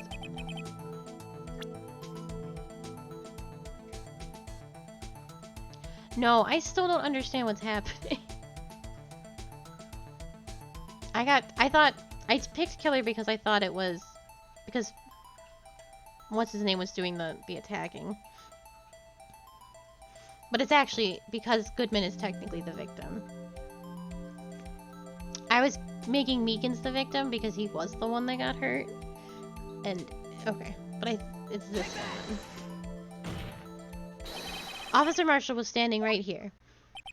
That was my fault. There, but that's where the victim, Detective Goodman, was. Correct, unless that man wasn't Detective Goodman. I believe the victim in this video is Officer Marshall. It was you dressed up like Detective Goodman. But that's preposterous. Officer Meekins witnessed the detective at the crime scene. Once he saw the man's face, he'd know for sure. May I point out, though, that Officer Meekins did not know Detective Goodman. He also testified that the man's reaction when confronted. When I entered the evidence room, I asked him to show his card, sir. Yes, and how did Detective Goodman respond? He suddenly pulled a knife on me. Something about the officer's story puzzled me. If the man had his ID card, why didn't he just show it? Yes, he would have needed to enter the evidence room, so he must have been carrying it. The answer is simple. He couldn't show it. As you can see, Detective Goodman's picture is on his ID card. Oh, I get it. If he showed that, his cover would have been blown. Officer Meekins would have realized the man wasn't Detective Goodman. Do you have anything to say to this, Officer Marshall? You've got quite an imagination, partner. We got a term for that. It's called circumstantial evidence. Circumstantial evidence? He's still denying it. You're gonna have to do better than that to break a detective. Unless you have hard evidence proving I dressed up as the victim.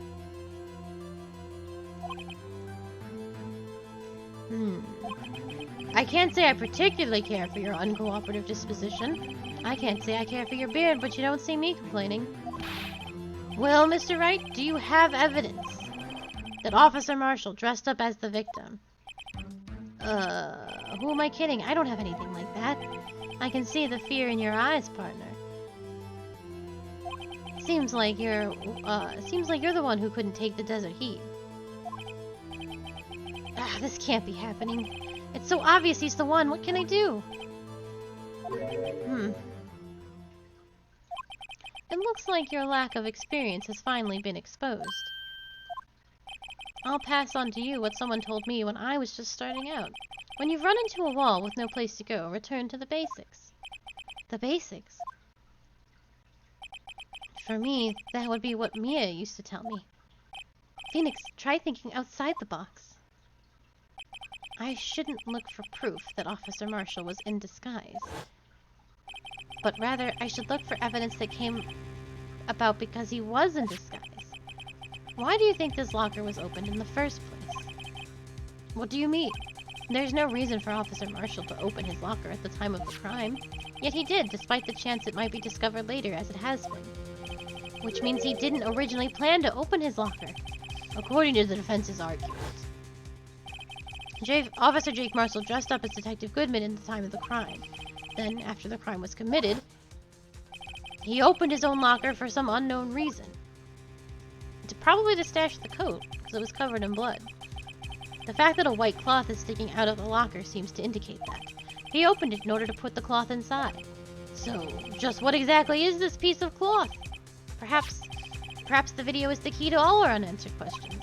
I don't have any evidence, so this video is my only shot.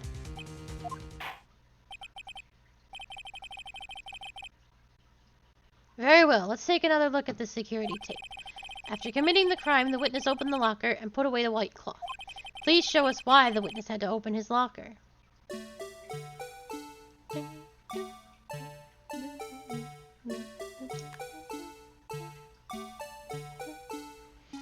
Yeah, because there's no blood on it right now.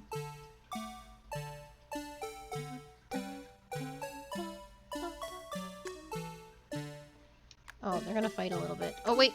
No.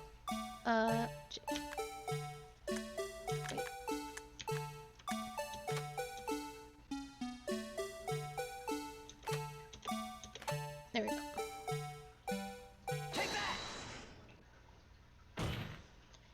For some reason, you disguised yourself as Detective Goodman and entered the evidence room, though I don't know to what end yet.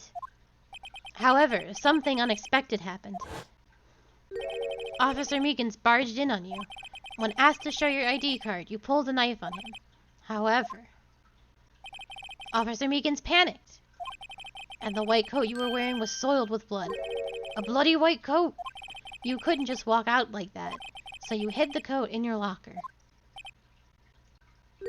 Not bad, partner.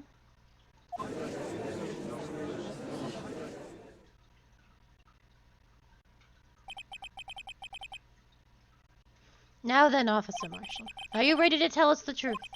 Looks like I underestimated y'all. I hope you're happy now, Mr. Edgeworth. 2 years ago, if you were only half as persistent then as you are today, we all wouldn't have to be here now would we? Officer Marshall, tell the court what you did. All of it. Alright.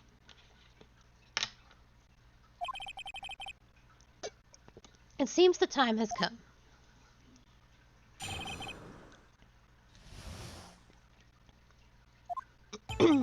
I had to do it that day. I couldn't just stand by and let it die. I stole the detective's ID and dressed like him. I planned to take out the evidence. I wasn't expecting Officer Meekins. I knocked him out and managed to escape.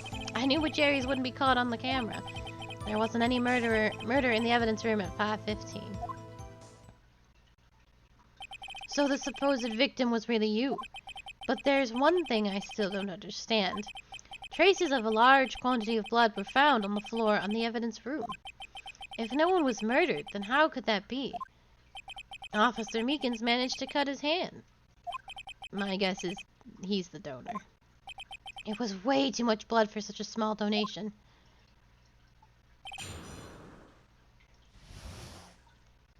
There was a murder probably earlier. There had to have been a murder earlier than that. I had to do it that day. I couldn't just let it just stand by and let it die. When you say it, you mean... Do you even have to ask, partner? The SL9 incident. Yeah, so the murder was there way, way earlier.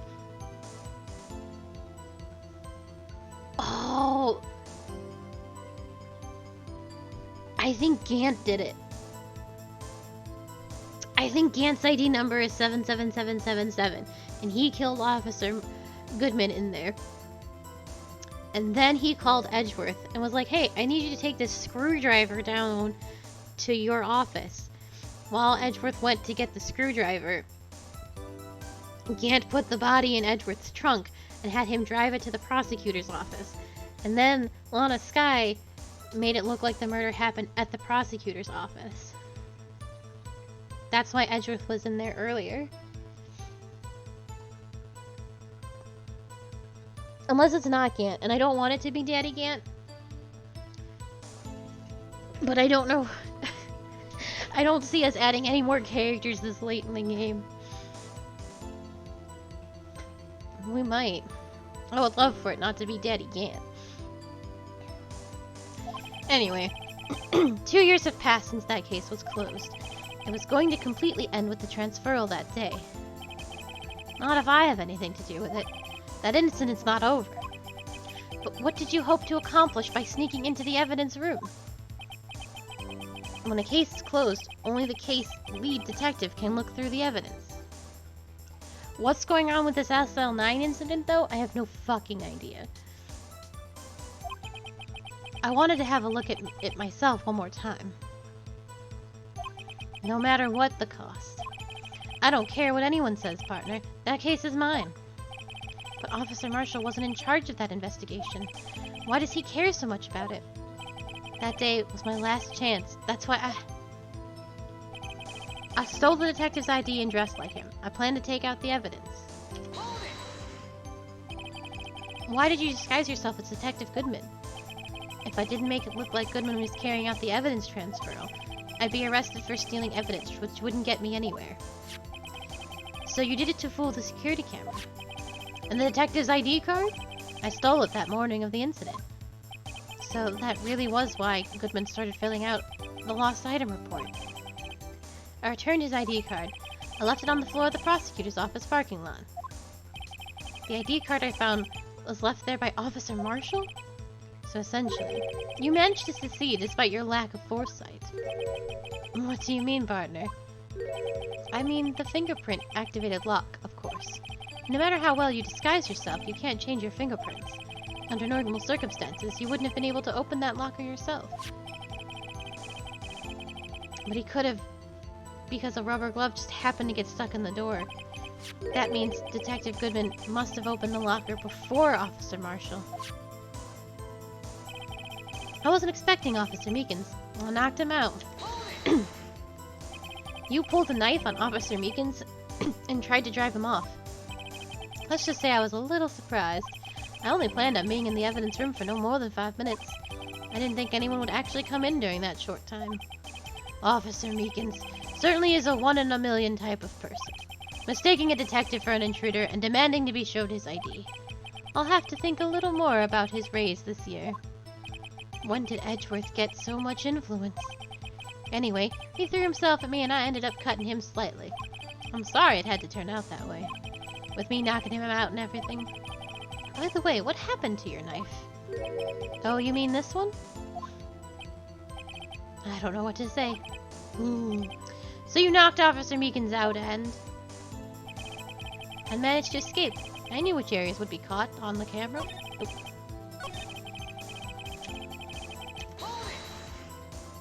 So you did your research beforehand. Those who go into the desert unprepared don't live long, partner. I didn't think it would make a difference, though. The security tape is erased every 6 hours. If all had gone as planned, no footage would have been left. However, you bloodied your coat in your struggle with Officer Meekins. If someone was in the security room when I came out, the jig would have been up. I opened my locker and stashed it in there. What was Officer Meekins doing during that time? What else? He was sleeping like a baby. So what you're saying is on that day, there wasn't any murder in the evidence room at 5:15. But the blood found at the scene certainly indicates a crime took place. What are you blind? The victim shown on that tape is me, and I'm not dead yet, partner. So you stole the evidence from that locker. Actually, no I didn't. Why not? When I opened the locker, the evidence was already gone. What? Mr. Edgeworth, where is that evidence? It's still missing, Your Honor. Detective Goodman's locker was already empty. Someone else stole the evidence. Officer Marshall, may I ask you one thing? Fire away, partner. It's a free country. Just remember, I'm also free to decide whether or not to answer. Why did you do this? Stealing a detective's ID, injuring a police officer. This is no small offense. Moreover, you're an officer yourself. This will have serious consequences. I can't just be forgiven with a simple cut in salary. Not that salary cuts are ever a valid solution. Like I said, this isn't your case. This one is mine. And I'll do anything it takes to get the answer I'm satisfied with. The witness has an unusual amount of zeal. Let's hear more. I can't just forget the SL9 incident. You know why? But that case was solved 2 years ago, wasn't it? That's the reason the evidence was thrown in the evidence room. Joe Dark was convicted for his crimes. One thing I can say for sure is he deserved his sentence. I remember the Joe Dark case. It involved serial murderers, didn't it? I don't intend to complain about how it turned out, but there's something that still bothers me. Something went down in that trial. Something no one will talk about. What happened? I don't know. That's what I'm trying to find out. Why is he so concerned with that incident? Maybe I should present him with what I think his real reason is. I had a feeling we'd wind up here sooner or later. Everyone involved here is related to some way to that case. I'd better take another look at all the files. Oh, fuck. Well, it's the last one for sure. The only thing I can think to present... Oh shit, that's not what I wanted. The only thing I can think to present is, the actual SL9 case files. There's not a lot of information in them. But I think it'll get us on track to actually talking about it.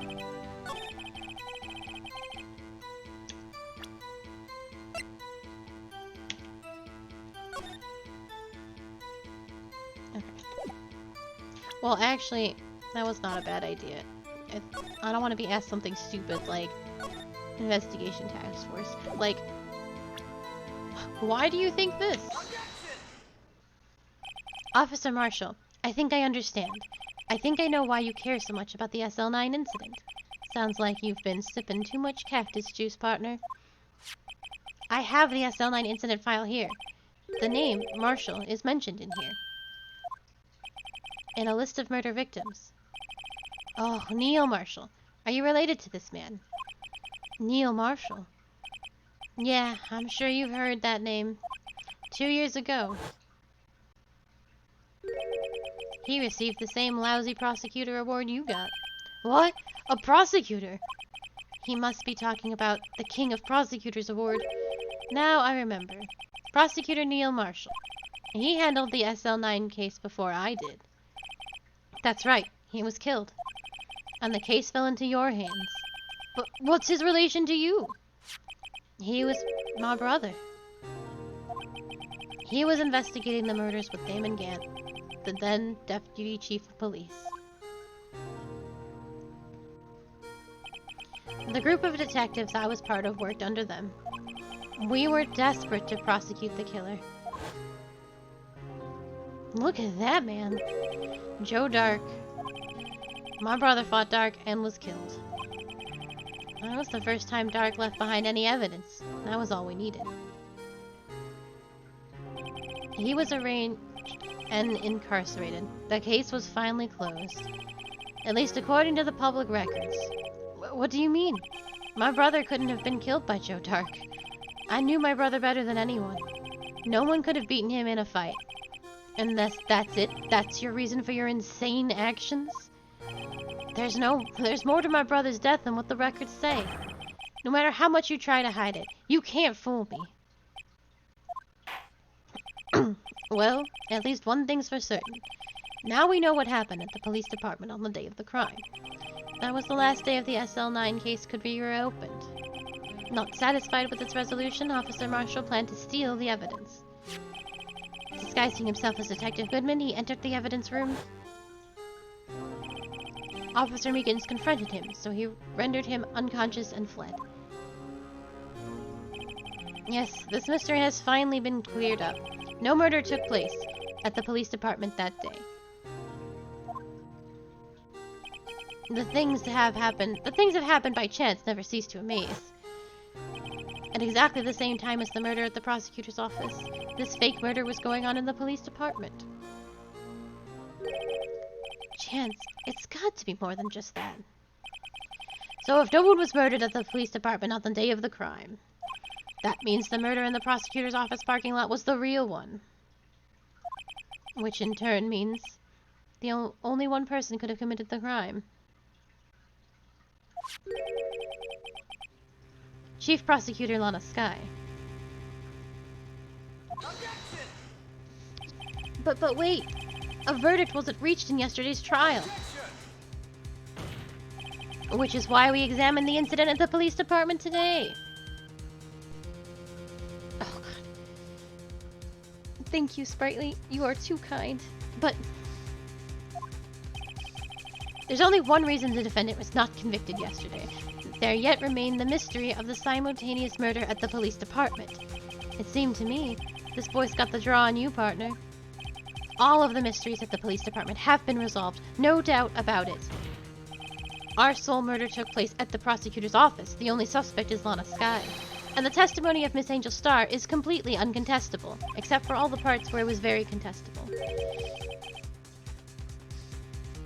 Become his monkey. If you have a response, make it a single word or less. Ah!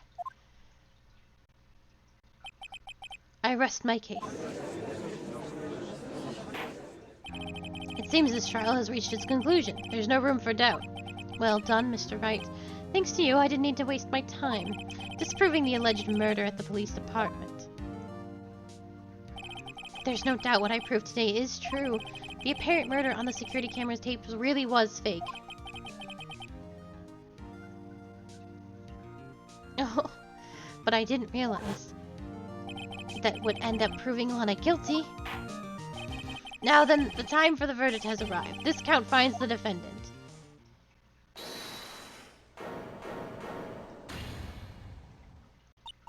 Your Honor, wait!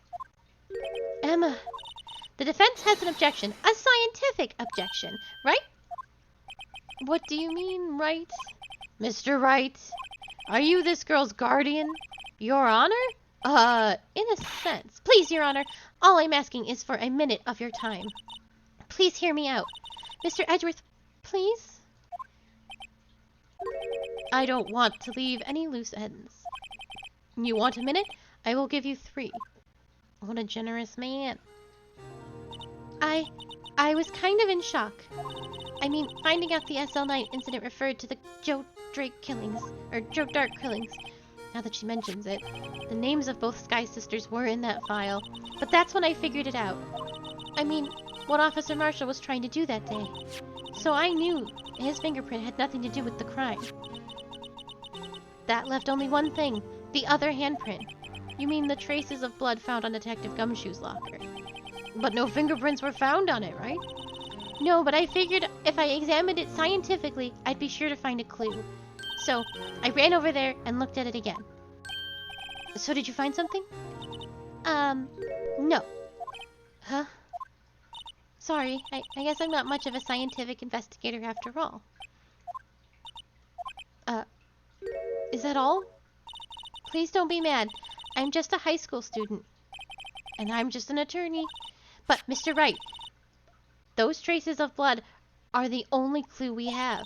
If we can't find something wrong with them, please, Mr. Wright, you're a professional. If anyone can save Lana, it's you. Me? Oh boy. Time's up. Now then, Mr. Wright.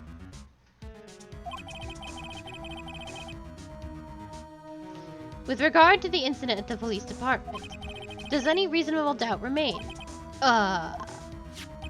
It appears the defense is troubled by the other blood mark. Looking at the floor plans, the handprint was discovered around here. Is there a problem with this? Mr. Wright, I'm so sorry, I can't be of more use. But still, if you can't find anything wrong with the blood mark, Lana will be... Please answer my question, Mr. Wright. We don't have all day. Yes, Your Honor. If ever I've needed to concentrate, it's now. What could be wrong with that handprint on Detective Gumshoe's locker? Could there be something I'm missing? The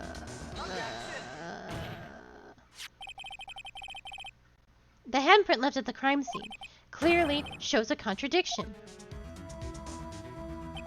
The only thing that seems clear is your grasping, Mr. Wright.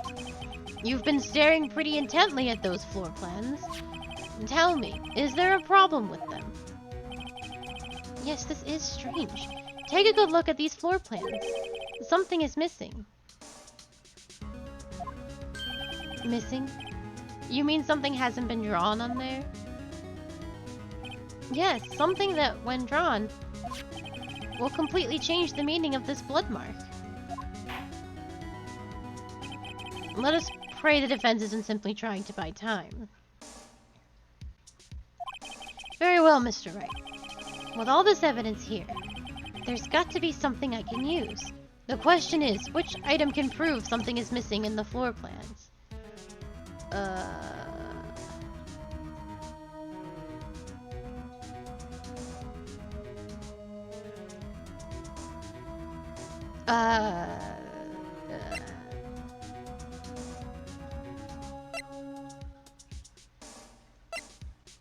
I just...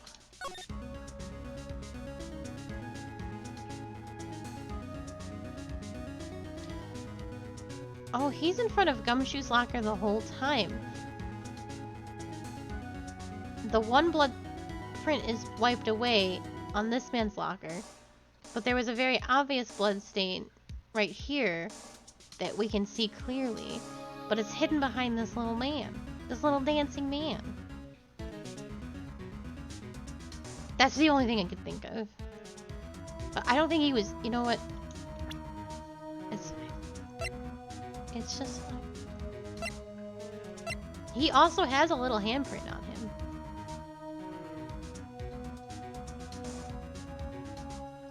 I don't know what that means.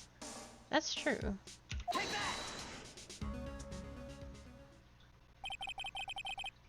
What about that piece of plywood? The Blue Badger, mascot of the police force, defender of truth, guardian of proof. Explain yourself, Mr. Wright. Please look at the floor plans of the crime scene. The Blue Badger is not here. So watch what happens when we put him in. Oh. Oh, thank you for the raid. Hello, hello.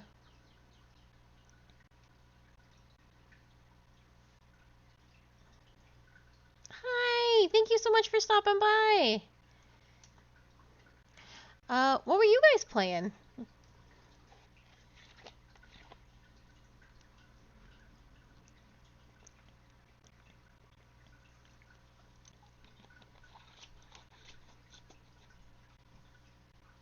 Oh.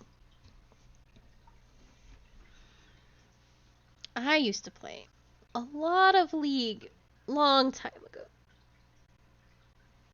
Were you just doing some Rift? The Summoner's Rift?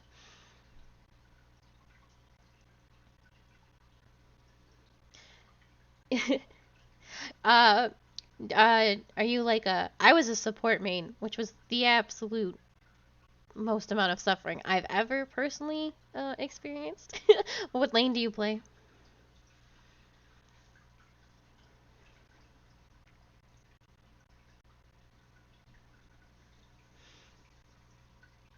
Oh, man, I do. Aw. That's tough. I'm not good at hitting hitting the minions and stuff. I was always so bad at that. So whenever I do get stuck in like top lane, I'm like, well, this is a loss for me personally. I do enjoy mid though. Oh, thank you for the follows. I did enjoy mid. I would like to like Ari mid. No worries. It takes practice. Well, I hope you guys had a good time. I'm just playing some Phoenix Wright. We're trying to solve a murder case. I feel this game is making me feel exceptionally dumb, but we'll get through it together. But thank you so much. Oh, thank you. This is where he was dancing at the time of the crime. Well, what? That's right. So long as the Blue Badger is dancing here, it would be impossible to place a handprint at this spot on the locker. What?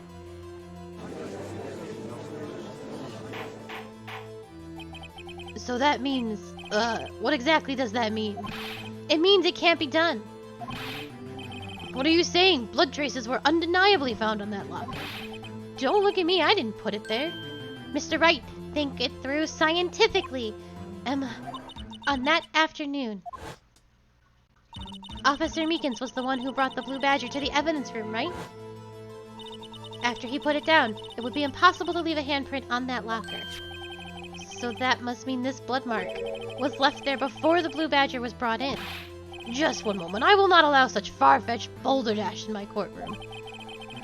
It may sound far-fetched, Your Honor, but it's the only possible explanation. On February 21st, in the police department's evidence room, blood was spilled not once but twice. But how? One time was captured on this tape taken by the security camera.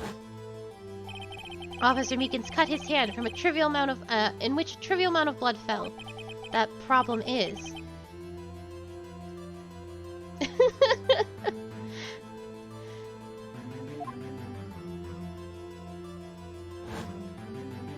Someone bled prior to the struggle shown on this tape. It had to have been Detective Goodman when he was really murdered. The real time. That's ridiculous! I refuse to accept this absurd claim. The murder portrayed in the security tape has been proven to be a fake. However, that does not explain the blood mark found on the locker. So then, assuming this murder you purport really happened, when did it take place? I demand you show evidence that proves when it occurred. When did the first incident occur? I don't fucking know. To summarize, the defense claims that prior to Officer Meekins being cut by Jake Marshall, who was posing as Detective Goodman, another incident took place in that evidence room. That's right, the blood mark on the locker proves this. Very well. Then tell us, when did this first incident occur? As Mr. Edgeworth said, proof must be presented. Proof that shows when the murder took place. There's only one piece of evidence that can show that. Now then, will the defense please present its evidence? I think it's this. This incriminates Mr. Edgeworth. 420, nice. I think it took place at 420, which would be very nice, but I think we have to blame Edgeworth first.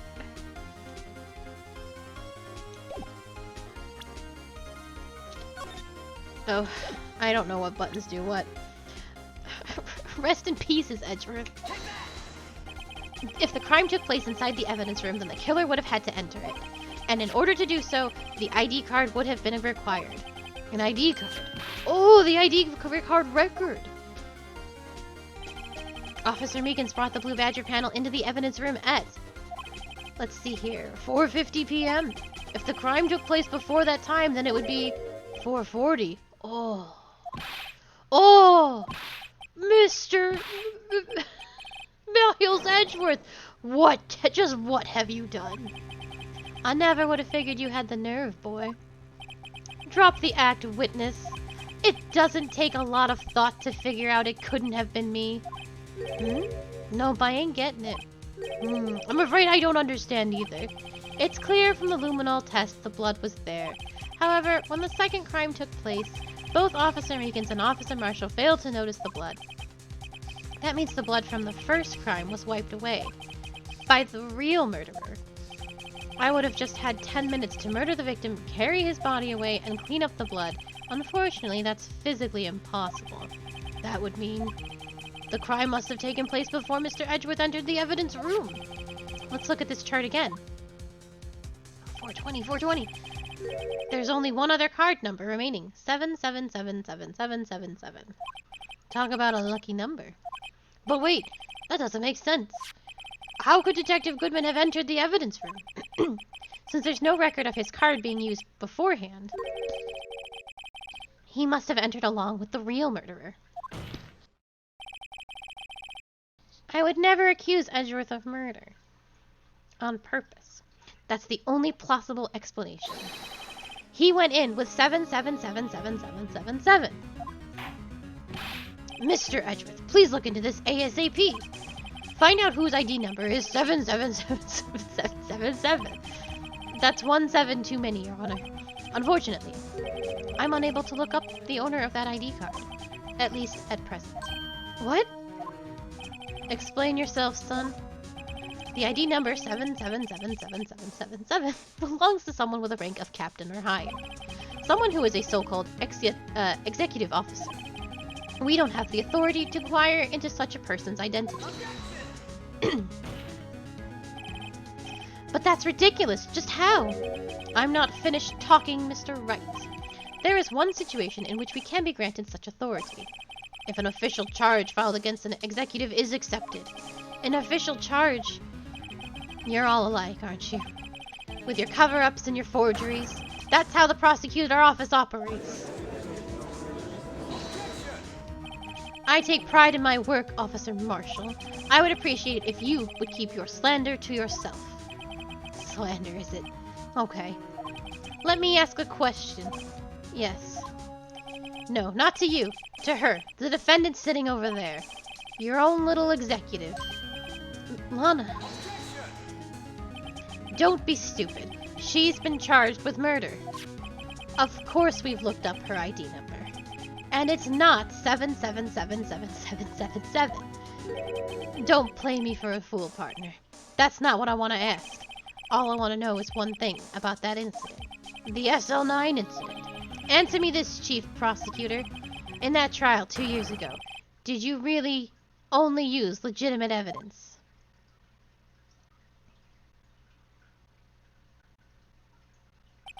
Do you need the witness to repeat his question, Chief Prosecutor? I heard him fine, Mr. Edgeworth. 2 years ago, I was in charge of the prosecution for that trial. At the time, occasionally, we felt the powerlessness of the law. At least, I did. Lana. I became a prosecutor in order to suppress crime with the law. But before I realized it, we were the ones being suppressed by the law. Defendant, just what are you saying? I'll ask you again, Chief Prosecutor. During that trial 2 years ago, did you really present all the evidence in court? Can you look me, an investigator in that crime, in the eye and say that you did? Chief Prosecutor, you did it. I don't have to, Officer Marshall. Why won't you answer him? Drastic crimes require drastic measures. That's just the way it is. We did what we had to, in order for him to get the verdict he deserved. But Lana, even if it involved forging evidence.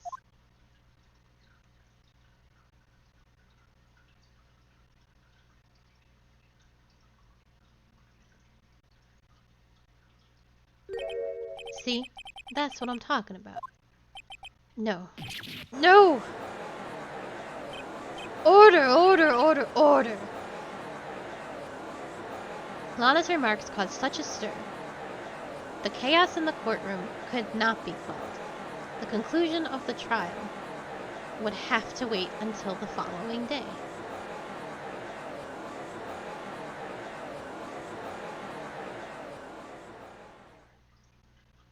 So Rowdy.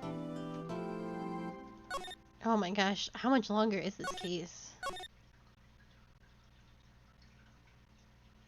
Because I have 45-ish minutes.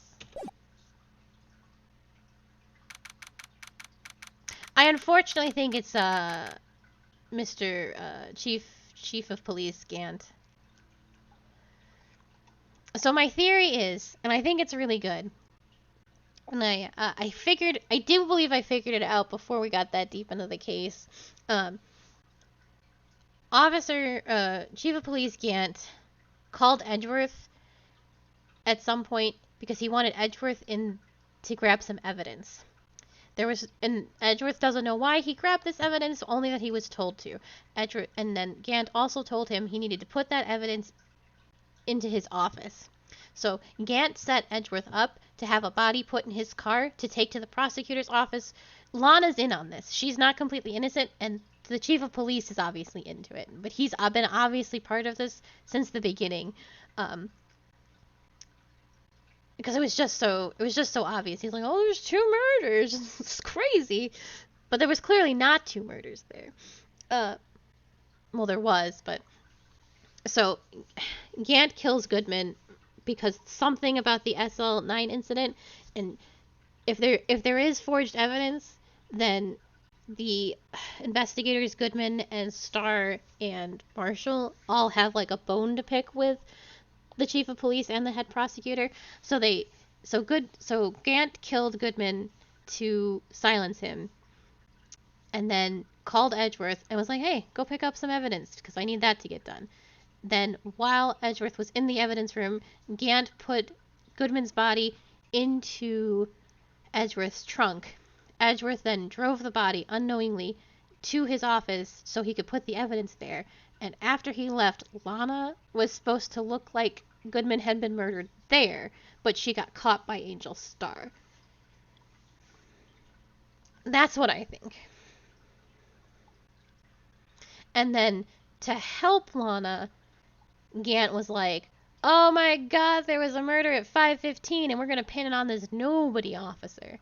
But then we disproved that, so it's all going to shit. Just massive amounts of shit. And I think perhaps we maybe should have just let Meekins take the fall. I'm so sorry, Mr. Wright. I'm sorry for what my sister said. Drastic crimes require drastic measures. That's just the way it is. We did what we had to, in order for him to get the verdict he deserved. I didn't know. I never knew that the SL9 incident was just another name for the Joe Dark killings. Sounds like everyone's heard about these killings but me. Lana wanted Dark convicted so badly. That's why she used me. That's why she used what happened to me. What do you mean what happened to you? It's all there in the file. Joe Dark's last victim was Prosecutor Neil Marshall. When he murdered Officer Marshall's brother, he left behind an incriminating piece of evidence. But what did you have to do with those killings, Emma? On the night Prosecutor Neil Marshall was murdered, Joe Dark tried to kill me. What? He tried to kill you? Officer Marshall's brother, Neil, was only trying to save me. So that means you... Yes. I was a witness in the Joe Dark trial. I didn't see that one coming. It happened 2 years ago. It was about this time of the year, too. There was a terrible thunderstorm that day, unusual for the season.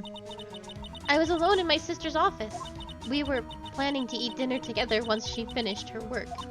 Then suddenly this terrifying man came bursting into the office.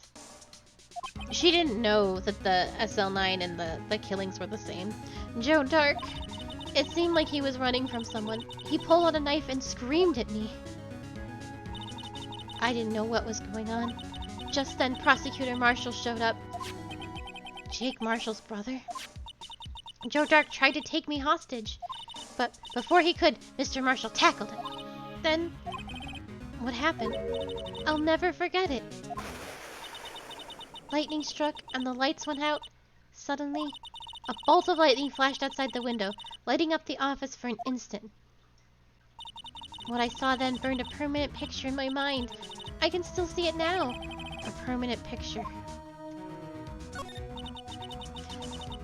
A man that could not be caught for serial murders burst inside the head prosecutor's office to kill? Are you fucking kidding me? That sounds crazy. That sounds impossible and stupid. I don't remember the moment when Dark stabbed Mr. Marshall, so you weren't able to testify about that. No, I was only asked about when I was attacked. That must be why she made up the crime. Made it up? You mean provided bogus evidence?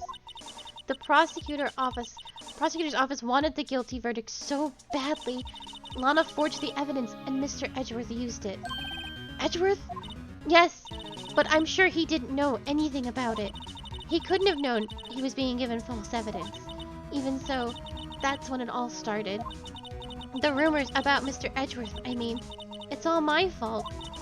If I could have just testified properly, none of this would have happened. So it's true, even though he may not have known it. Edgeworth really was involved in falsifying evidence.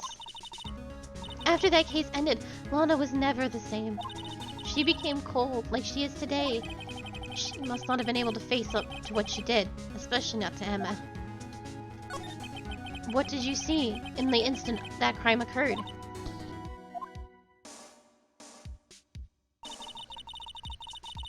Dark knocked down Mr. Marshall and raised his knife. Neil Marshall was stabbed right in front of this poor girl.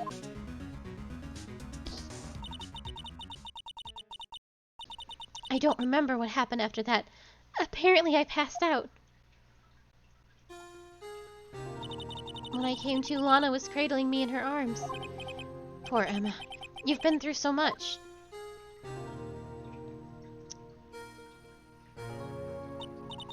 I couldn't bring myself to testify about that instant. I tried, but the words just wouldn't come out. I drew a picture, but it wasn't any good. 2 years ago. You must have been 14. That's understandable. Once it was all over, I made up my mind. I decided that when I grow up, I'm going to be a scientific investigator. I want to be able to fight crime with my testimonies and find the evidence to make an airtight case. That way Lana would never have to forge any. I see. I think I'm finally starting to understand what makes Emma tick. But there's still something that bothers me about that crime. There's something that's puzzling me, Emma. What is it? You said you were in Lana's office at that time, right? That's right. Why then would a serial killer come running in there? Thank you, Phoenix. Not only that, he was being chased by a prosecutor? Oh, there's no mystery there. Joe Dark had been taken into questioning for that day. Taken in for questioning? You mean by the police? Of course. This happened at the police department.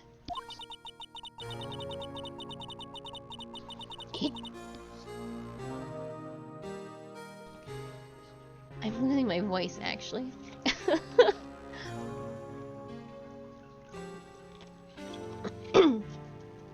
It's going. It's the last day of Phoenix, right? Oh no, it's only Wednesday. He tried to run halfway through the interview and fled into my sister's office. But why did he run all the way to your sister's office? Because the detective's office and the questioning room are right across from the elevator. Across from the elevator? But Lana was the chief prosecutor, wasn't she? No, silly! Didn't I tell you? 2 years ago, Lana was a detective. She was the best in the entire force. What? That's news to me. After the Joe Dark case, she was transferred to the prosecutor's office and made chief prosecutor. What? That is two completely different things. One's a detective, and the others need law school. Lana used to be a detective? I'd better have another talk with her. What the fuck? Alright, we'll talk to Lana and then we'll call it because I definitely am not gonna finish. Well,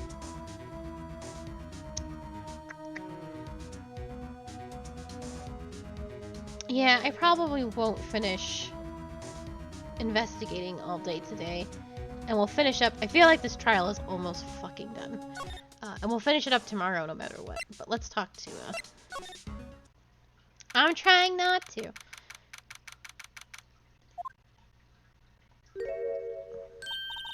Lana! Mr. Wright, it seems I keep causing you trouble. Falsifying evidence. I didn't think you were the type. Criminals don't mind playing foul. Why should we?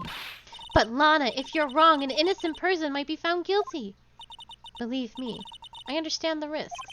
Lana, Emma told me about you. Oh? About how you were a detective 2 years ago. And how the SL9 incident was the reason for your transfer into the prosecutor's office. That's right. Could you fill me in on the details, especially about that unusual change of jobs? I suppose you have a right to know, Mr. Wright. A lot of revelations were uncovered at the trial today, not the least of which was the fact that this case is largely connected to another one 2 years ago. Evidence from that case was stolen as well, though I expected as much. I know how obsessive Officer Marshall can be. That trial, it really wasn't fair, was it? I believed in you, Lana. I believed that no matter what happened, you'd always stick to the truth. It couldn't be helped, Emma. At that trial, 2 years ago, I sold my soul. Well, all drama aside, the fact of the matter is, at 5:15 there was no murder at the police department. Tell me it's not true, Lana. What the witness, Miss Starr, said. About you stabbing Mr. Goodman with a knife. Lana! I don't understand. Why won't you tell us? Emma, this doesn't involve just me. I don't think I've ever seen Lana look so fazed before. It's true. I was a member of the police force 2 years ago. She was amazing. They still talk about all the cases she and Chief Gant cracked together. Chief Gant? He was the deputy chief of police back then, but he still worked on the crime scenes. Damon Gant. He was everything I aspired to be. They were the best team ever! They solved crimes before the reports could even be filed. Emma really idolizes her big sister. But now you're the chief prosecutor. What happened? I always planned on becoming a prosecutor. The reason I became a detective was to gain experience investigating crime scenes, so you could use the experience in court, right? Gant's help in the SL9 case was crucial to its resolution. After that, he became chief of police and arranged my transfer to the prosecutor's office. Maybe I should ask more about this investigation of theirs 2 years ago.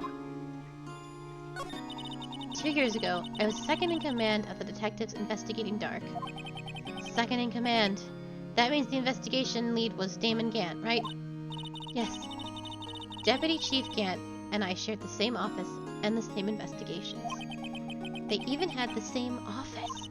We led a team of the best detectives on the force. Detective Goodman, whose case it was, Jake Marshall, and Angel Starr. It was the first time Marshall worked with his brother.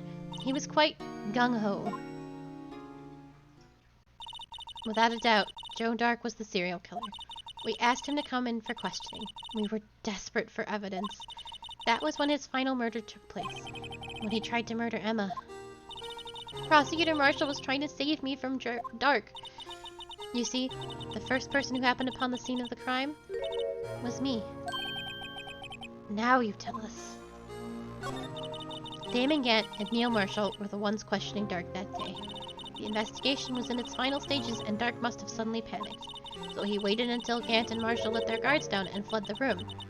From there, he ran straight to the office shared by Deputy Chief Gant and myself. That's where he found me. So you were the first person to run to the scene, Lana? It appears so. I was filing some papers while Gant and Marshall were questioning Dark. When I returned to my office, I saw 3 bodies on the floor and smelled blood. 3 bodies. Prosecutor Marshall, the victim Emma, who had passed out, and the suspect, Joe Dark. During the struggle, it seems Mr. Marshall struck a final blow before he died. Joe Dark had incurred a minor concussion and lay unconscious. What did you do? To be honest, I panicked. I picked up Emma and carried her out of the room and just held her. Can't blame her after all her sister must have gone through. After that, I placed Dark under immediate arrest. Let me get this straight. You were all involved in the SL9 incident? That's right. Quite a coincidence, hmm? I don't buy it. What? What are you saying?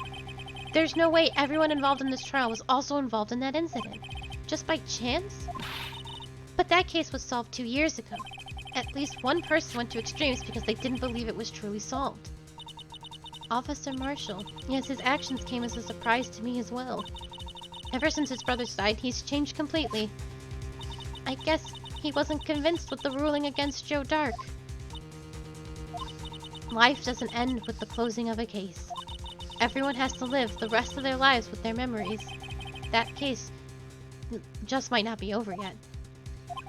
Emma was assaulted by Dark at the police department, right? Yes, in the office that Dan and Gant and I shared. The office that Mr. Gant now occupies by himself. The Chief's office.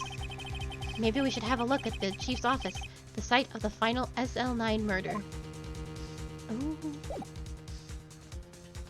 I do want to look at that office. I want to look at it. And then we'll move on.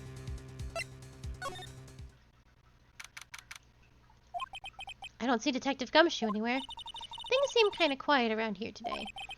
You're right. The chief of detectives seems the same, though. Why don't we look for some other people to talk to? Right. We can come back here later. No, I want to... No!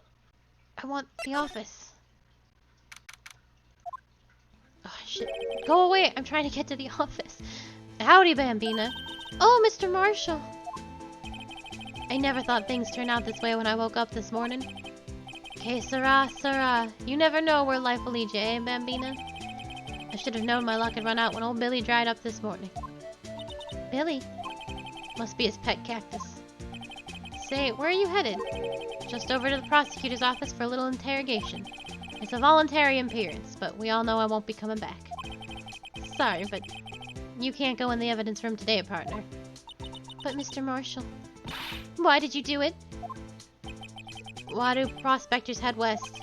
If ever there was a case I needed to know the truth about, it was that one. Before you turn yourself in, Mr. Marshall, would you mind telling us exactly what happened? Huh. Looks like I won't be getting a steak lunch today. Something was fishy about the trial from the beginning. It wasn't just me either. All the detectives thought so. What do you mean fishy? Some of the facts reported were inconsistent with the evidence we found. For example, the murder weapon. The murder weapon? You mean the switchblade knife with the broken tip? That was Joe Dark's, alright. But in the initial autopsy report, a question was raised. A question? The blade of the knife was not a perfect match with the wound the victim sustained. What does that mean? It means there's a good chance that knife was not the murder weapon. However, in the report that was finally submitted, that possibility had been erased. Could the facts have been concealed with the forged evidence? That case left behind scars on all of us. The scars that SL9 incident left behind. I got the looks, but he got the brains. He was one of the best prosecutors around.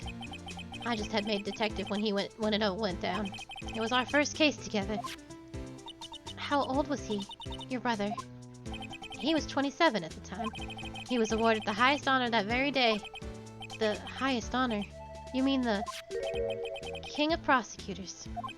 I knew it. What are you looking at me like that for? That's an honor for a prosecutor. Mr. Marshall must have really been close with his brother. That day the SL9 incident took place, that wasn't the same day as... That's right. It was the day of the evidence transfer. Interesting. It was drizzling that morning, and by nightfall there was thunder. I can't believe 2 years have gone by already. I tried to steal the evidence so the case wouldn't die. Apparently someone tried to stop you. Detective Goodman was murdered, and the evidence locker was empty. There was something going on behind the scenes in that case. We all knew that later. Every detective involved in that investigation, save one, was taken care of. Miss Starr was fired and I was demoted and boxed away in a tiny room. What about Detective Goodman? If they did something to him too, the commissioners would get suspicious. No, they were careful enough not to be too obvious. They? Who are you talking about? Don't get upset, Bambina. I mean Damon Gant and Lana Skye. The investigation lead, Damon Gant, and his second-in-command, Lana Skye. There ain't a person on the force who hadn't heard of that duo. That case was the biggest step in both their careers. After that case ended, Lana transferred into the prosecutor's office, right? Yeah, Damon Gant, the new chief of police, arranged for it to happen. She's never been the same since she left. Everyone who knew her said so. Chief Prosecutor Skye was totally different when she was a detective. Now that he mentions it, Emma said something like that too. Tell me, what happened to my sister? Sorry, Bambina, but her secret is too well guarded. I never found out. Lana's secret. It all started 2 years ago. So there you have it. That's my story. Did you enjoy it, partner? It was certainly enlightening.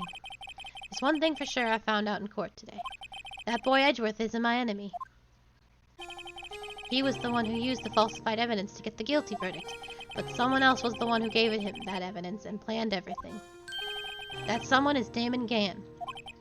Don't believe me? Well, I don't blame you. I won't even be a patrolman after today. Too bad I won't be around to work with you when you become a real scientific investigator. Adios, Bambina.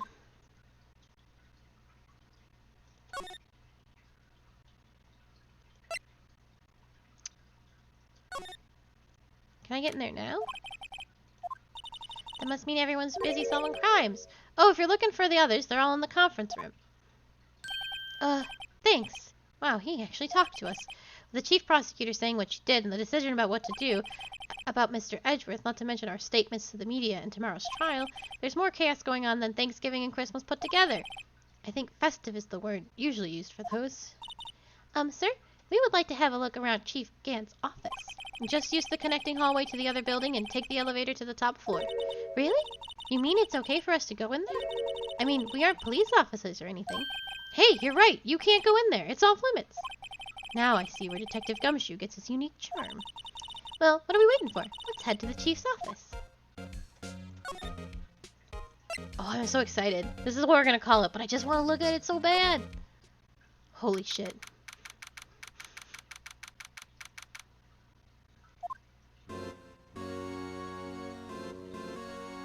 I'm so delighted. Whoa, where am I? In the chief's office, silly. At least that's what it said on the door. Check out that pipe organ. That's real, isn't it? Hey, I used to take organ lessons in kindergarten. They used to call me Little Miss Bach. I thought I was a genius until they tried teaching me notes.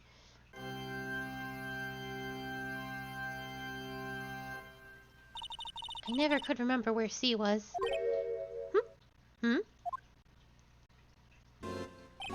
Oh, it's you two!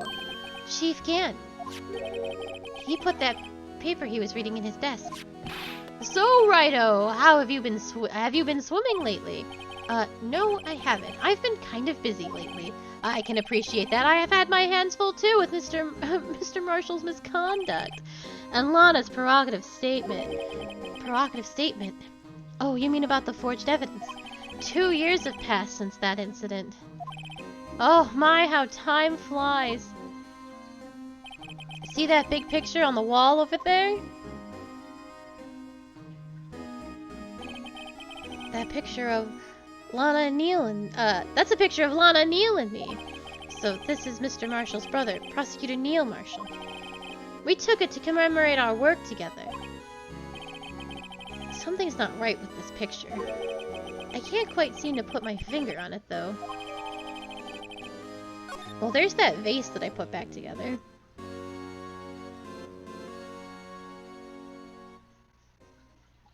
guess. Anyway, I'd like to reminisce all day, but there are matters that need my attention.